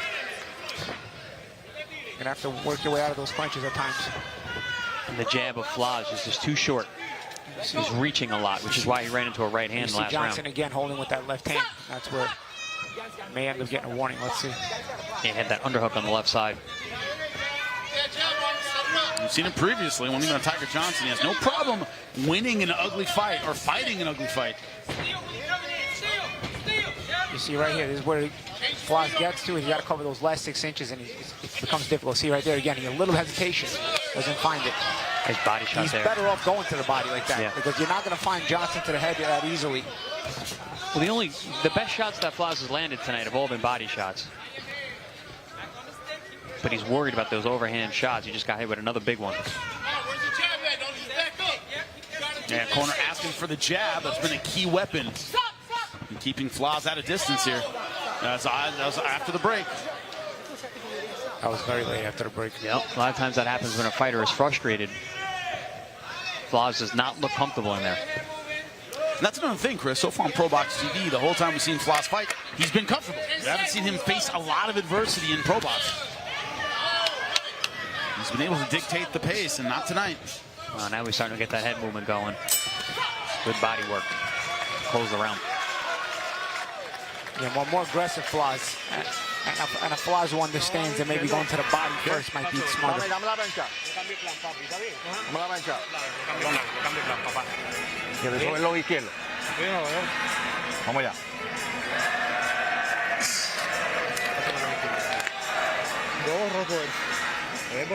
Dame la toalla. Y no tienes nada de ojo, ¿viste? Bien, nada. Ya, todavía. ¿Cómo te sientes en el flow? ¿Y ese Bien, mira. Perfecto. Ese es el flow. Mira, el flow. Siempre el flow manda la pierna al frente. No te me tires hacia el frente con la mano. Él te está esperando con la recta, ¿está bien? Ok, cuando te levantes. Get in his flow, don't lean forward. Cuando te levantes, no te me levantes tan parado. Vete rodillas. Obviously about the power punches. That's very generic, though. Get in your flow. Yeah. I mean, it's Tell me how. Yeah, because right now you got a guy like Johnson who's offsetting that flow, so you got to sort of be a bit more descriptive with getting your flow.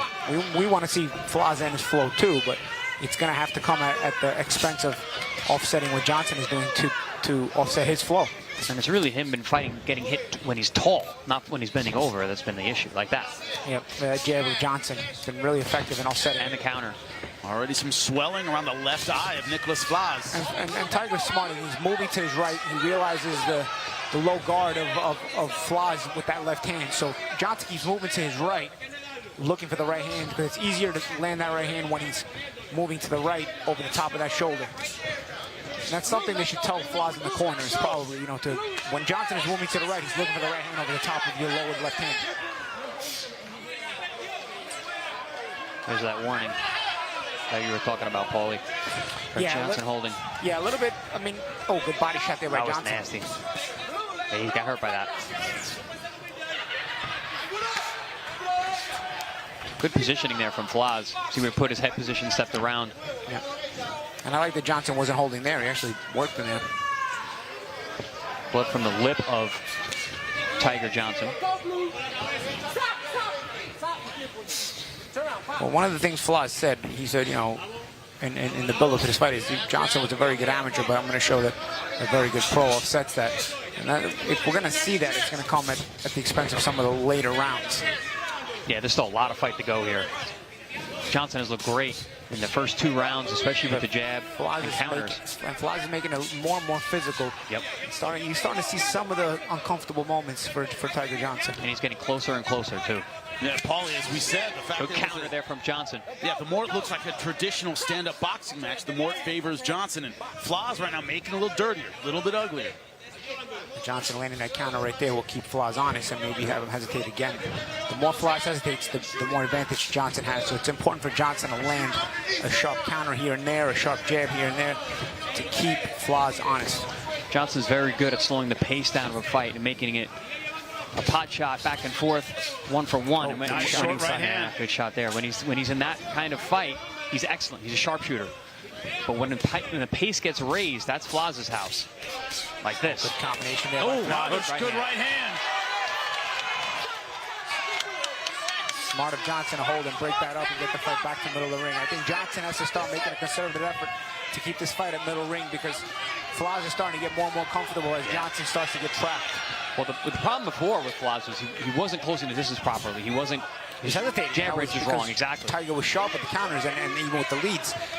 Tiger, again, like I said earlier this round, I think Tiger has to land a sharp jab or sharp right hand here and there, even a sharp counter, just to give Flaz some.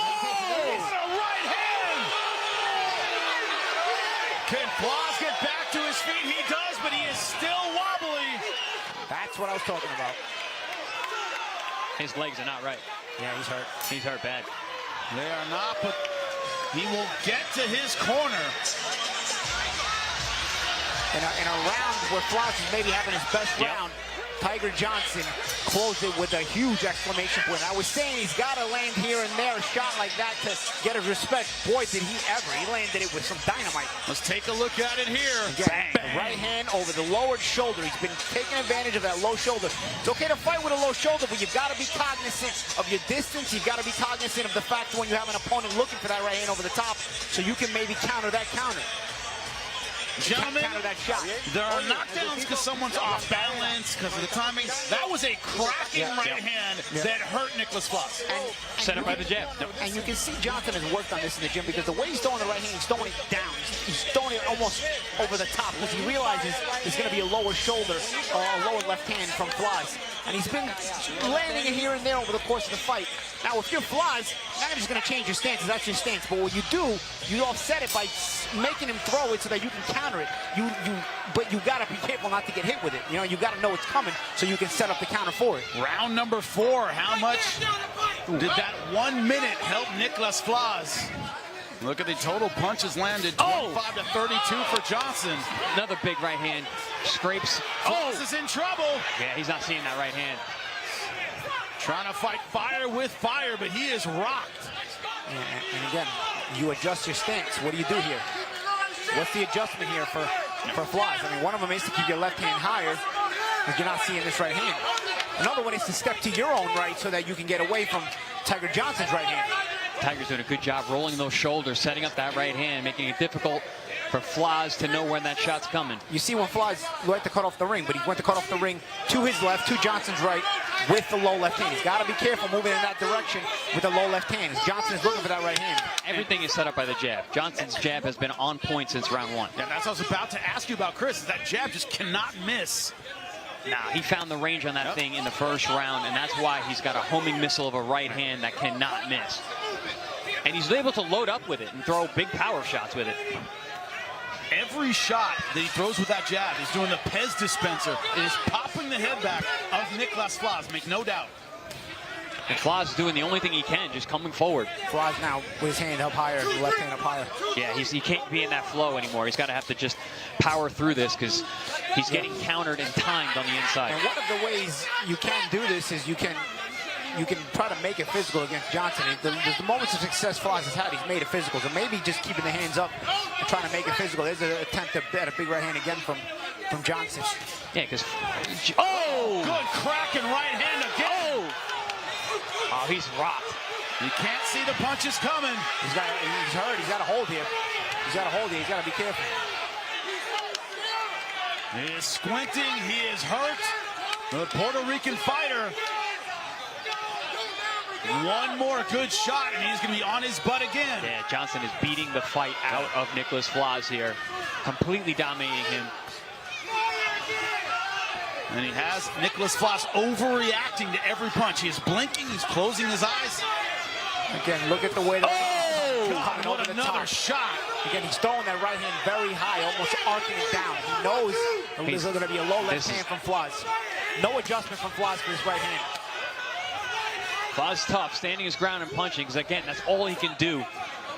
His legs are betraying him, and he cannot get away from the right hands. Under 15 seconds left to go. In a fight where Tiger Johnson is seeing every right land. Another knockdown. Flaz cannot get away from that right hand. He's going to be hurt. He's done. Nah, you can stop this fight. I think the corner might stop this one. He's rocked. That's it. That's it. Wow! A defining performance for Tiger Johnson. You wanted to know if Tiger Johnson can translate that amateur success to the pros. Got our answer. Big statement right there. Big statement. Flaz has been ultra impressive each and every time we've had him on our network. I thought, I still may feel that Flaz may be good enough to beat some of the champions, but tonight he was completely dominated and made to look like levels below Tiger Johnson. And Tiger Johnson just became a scary face in a pretty weak welterweight division. Listen, that is a damaging loss. I mean, that is such a dominant victory.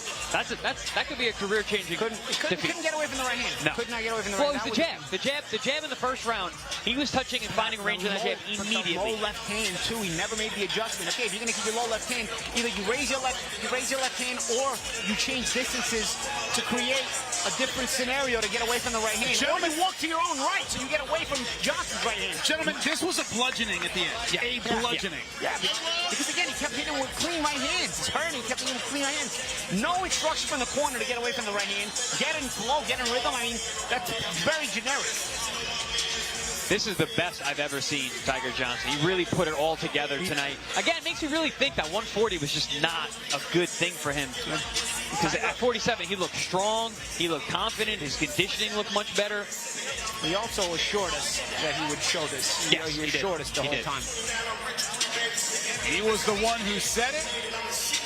I am a level above Nicklaus Flaz, and he showed that decisively tonight. No other way to say it. Yeah, we said it. The winner of this fight is most likely going to be a world champion one day, and I can 100% see Tiger Johnson as a world champion in the welterweight division sooner than later. I will say that Flaz has come back from tough losses before with some very good wins. Yeah. And I don't doubt that he can do it again, but this is another tough loss for him. Well, this is another one of those where physically he got beat up. This is one of those that physically takes a lot out of you, Chris. Yeah, it wasn't a one round, you got caught like in the Bocanegra fight. Like, he got beat down. He got outclassed and beat up and stopped in devastating fashion. There's different ways of coming back, right? Because in the Bocanegra fight, sometimes you get blown out in one round. It changes your perception, your perspective on things, and you're never the same. They came back from that. This is a mentally strong fighter. I don't listen. We'll see how he comes back. But right now, it's Tiger Johnson's moment, and I'm not going to talk about anything else because he deserves. Well, look at the punch counter here. Nicklaus Flaz only landed 5 jabs while throwing 116. Johnson 16 out of 89. But look at the power punches, 40% connect rate, 40 out of 99. Wow, total punches 56 out of 188. When you're taking, and also all these numbers, Chris, are against a volume guy who needs to kind of outland you a lot, and it was Johnson landing more. We say in these shows all the time, being a volume guy is one thing, but if you can't close the distance in a proper manner, you're not going to get those punches off. You're getting cracked with jabs in the way it was. For me, the story of this fight was the jab. Right. Tiger Johnson's jab was landing immediately from round number 1, and that set the tone for all night long. Yeah, the right hands obviously are what finish it, but the table was set by the jab. You want to be a good fighter? Don't worry about the jab. You want to be a great fighter? Make it the best punch in your arsenal. And that was said by the great George Foreman. Yeah, what do you say? A good right hand take you around the block, a good left hand will take you around the world. I think actually Anthony Joshua said that. I heard somewhere that he said that, which... But he did. He copied Foreman. Yeah. Hey, Foreman was the one who said, forget about the jab. You want to be a good fighter? You want to be a great fighter? Right. Make it the best punch in your arsenal. Either way, an amazing night of fights. Lupe, make our main event official. Inside the ProBox TV ring, referee Michael De Jesus waits all the action with an official time of 3 minutes of round number 4. Damas y caballeros, dentro del cuadrilátero del ProBox TV, el referee Michael De Jesus detiene la acción con un tiempo oficial de 3 minutos del cuarto asalto, declarando el ganador por knockout técnico, declaring the winner by way of technical knockout, and now WBO, NABO welterweight champion, Delante, Tiger Johnson. There are wins, and then there are career-defining performances. This could be one of them. You know what? They made that belt look nicer. I have that belt. Doesn't look as nice as it does now. It looks good. Yeah, it looks nicer. I gotta say, they Which one is that? WBO and ABO. It's the one I beat on 1DS for. Yeah. It's styled it up, man. It looks better now, of course. I demand my new copy. Because I had WBO International. Mine's pretty nice. You're the only one that got the bad one. You only got the bad ones. My international belt is bigger than my world title belt. They made it bigger for some reason. Sometimes it beats like that. When you look at this performance, this was a man who fought with him, and he should be joining us at the table shortly as he comes down. This is a guy who fought like he had a chip on his shoulder, Chris. Like he felt people were looking past him because of maybe the flashy style of Nicklaus Flaz. Maybe didn't look that great against Bocanegra. This is a guy who looks absolutely tremendous tonight. No, I just think that I think all the grumblings got to him. You know, he mentioned about the B-side thing. You know, and I think a lot of people were like, you know, this guy had all this potential. We're not really seeing it. Well, we see it now. Yeah. I mean, he lived up to all the hype that was going into, you know, coming into his pro career, and I just think that he was leaving people a little bit longing, and he could feel that energy. Yeah. Well, guess what? He answered the question. Yes, this guy is the goods. He's got it, and we're going to see him at a world-class level. Also, everything is perception. Expectation is created by accomplishments, and Tiger Johnson had a lot of accomplishments even before he ever turned pro. So, you know, somebody being disappointing, it can be somebody else's impressive. Depends on what you're expecting. So the bar is very high for Tiger Johnson. So it can be a bit of extra pressure to constantly have that high bar. But tonight, he lived up to that high bar. Yeah, he looked absolutely fantastic. An incredible performance. He's joining us at the end of the table now. Tiger Johnson, welcome after your main event victory over Nicklaus Flaz. Incredible performance, Tiger. Thank you so much for taking the time to sit with us. You know who it is, Jimmy Smith, alongside the champs, Chris Algieri, Paulie Malignaggi. Tiger Johnson, man, you fought tonight like you felt you had something to prove. You had something to show the fans, something to show the boxing world. Talk about that motivation, man. Man, it was a dream come true, man. You know, we one step closer to the world title, man. You know, just like Paulie said. He said this should be a big win for me, a big statement, and you know, next year is gonna be big things. I appreciate you know, ProBox for inviting me here to you know, showcase a good fight with Flaz. You know, Flaz is a hell of a fighter. You know, I want to thank y'all for the hospitality. You know, shout out to Brad Goodman, my matchmaker for Top Rank. Shout out Bob Aaron, my manager, Dave McWater, Split Team Management. You know, shout out to my team, man. We worked hard, man. You know, man, I'm a little like it's emotional. Yeah. But you know, I trained hard, man. We worked on a lot, man. I knew what kind of fighter Flaz was. I knew he was kind of awkward. He throw punches, and weird timings. You know, it took a little second for me to catch my rhythm and find my rhythm. But you know, I stuck to the game plan, man. You know, he was he was available for straight shots. That's what we worked on. We worked on moving my head, boxing, using my jab, and catching him with straight shots coming in. And you know, I executed, and I got the job done. You know, man, it's crazy, man. You know, I ended the year the way I wanted to, and I'm happy to. You know, my performance, we still got things to work on. I just can't wait to get back in the gym. Yeah, Tiger, man, congratulations. Congratulations on that hardware right there. Great way. I mean, listen, we've called Flaz a lot. We know how his style is. We know he's a rhythm fighter. But what all sets the rhythm is the jab. And I think the difference tonight was your jab. Yeah. You found that jab immediately. I was so impressed with the fact that you were able to find that jab right away. And that just set up the right hands from then on. He had no defense for the jab, for the right hand. Once you found that range for the jab, you seemed confident when we talked to you that this was going to happen. What was different this camp?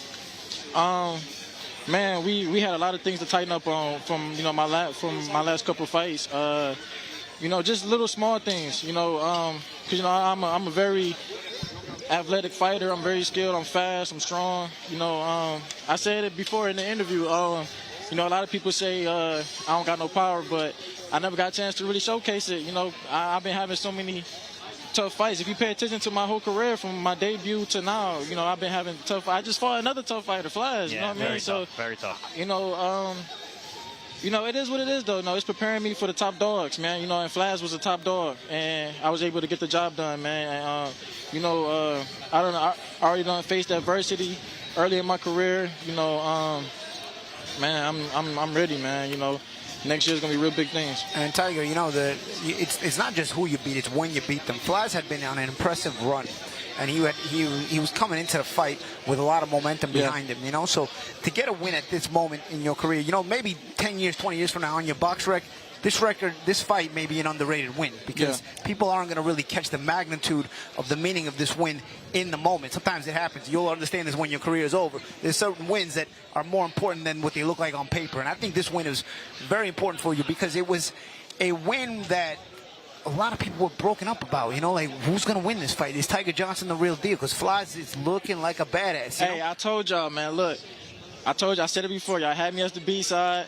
You know, coming into this fight, I already felt like I had a chip on my shoulder. I've been fighting with a chip on my shoulder since I was a little kid. You know, I always been counted out. You know, I always been looked down on. You know, nobody expected me to do anything I did in my career. Go to the Olympics, turn pro, to get signed to one of the best promotions in the game. Nobody expected that. And I beat the odds again. Tonight, I beat the odds again, man. And, you know, all praise to the Most High, man. He's been in my corner since day one.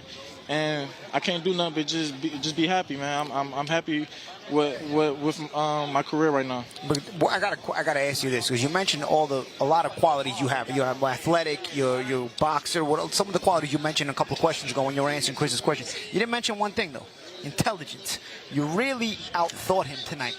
I felt like you know, Chris mentioned the jab, but I also felt like you kind of honed down his low left hand.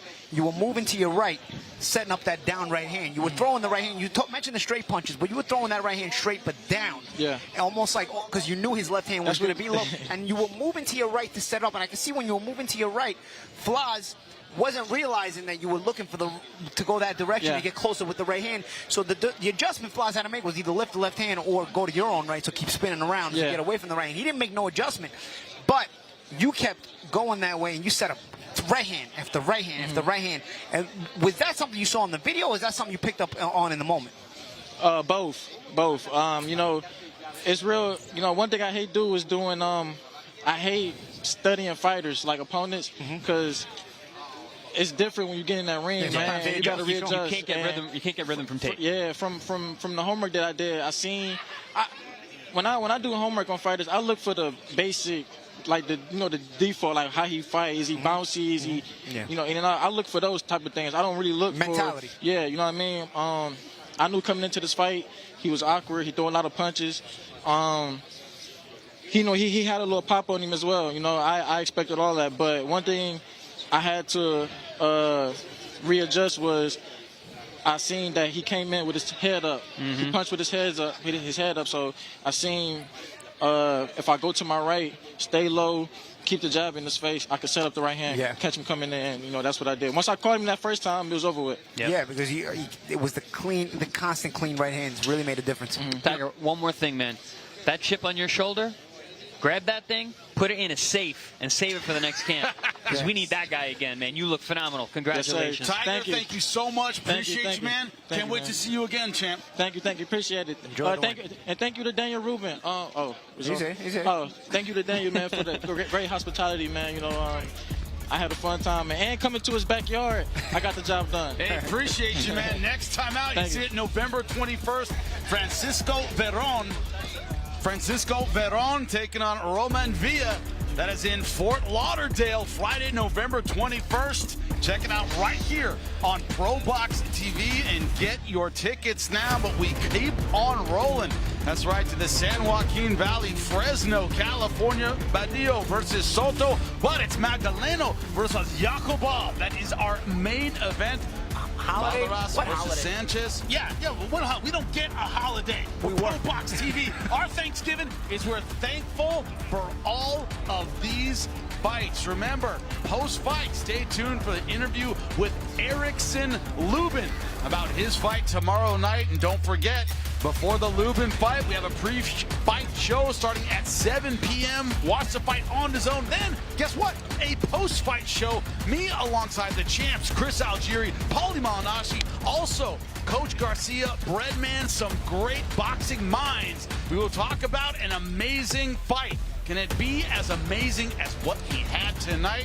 I gotta tell you, there's gonna be a tough act to follow tomorrow night with Ortiz versus Lubin, because tonight was on fire for ProBox TV. Thank you so much to everyone behind the scenes, all the fans that tune in to watch our knockouts. We will see you next time on ProBox TV.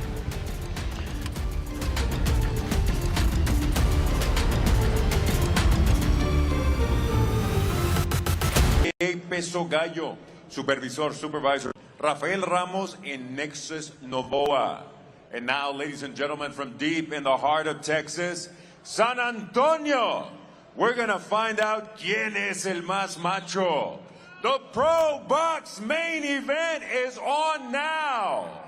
Presenting first, in the blue corner, he enters wearing silver with red trim. En la esquina azul, vestido de plateado con vivos rojos. De toda la báscula, a un peso oficial de 118 libras. He tipped the scales at an official 118 pounds. Tonight, he looks to return to his winning ways with an outstanding record of 15 victories. One lone defeat, 9 of those victories coming by way of KO. Esta noche, busca volver a la senda del triunfo con un récord de 15 victorias. Solo una derrota, 9 de sus victorias por la vía del knockout. Fighting out of San Jose, California, Eros Correa. In the red corner, en la esquina roja, vestido de amarillo con vivos negros. He steps in wearing gold with black trim. He weighed in at 117 3/4 pounds. De toda la báscula, a un peso oficial de 117 libras y 3/4. Esta noche entra la zona del peligro. El cuadrilátero de ProBox TV pone en riesgo su récord invicto de 13 victorias, 8 de sus victorias por la vía del knockout. Tonight, he steps into the danger zone, the ProBox TV ring, and puts his undefeated record on the line of 13 victories. 8 of those victories coming by way of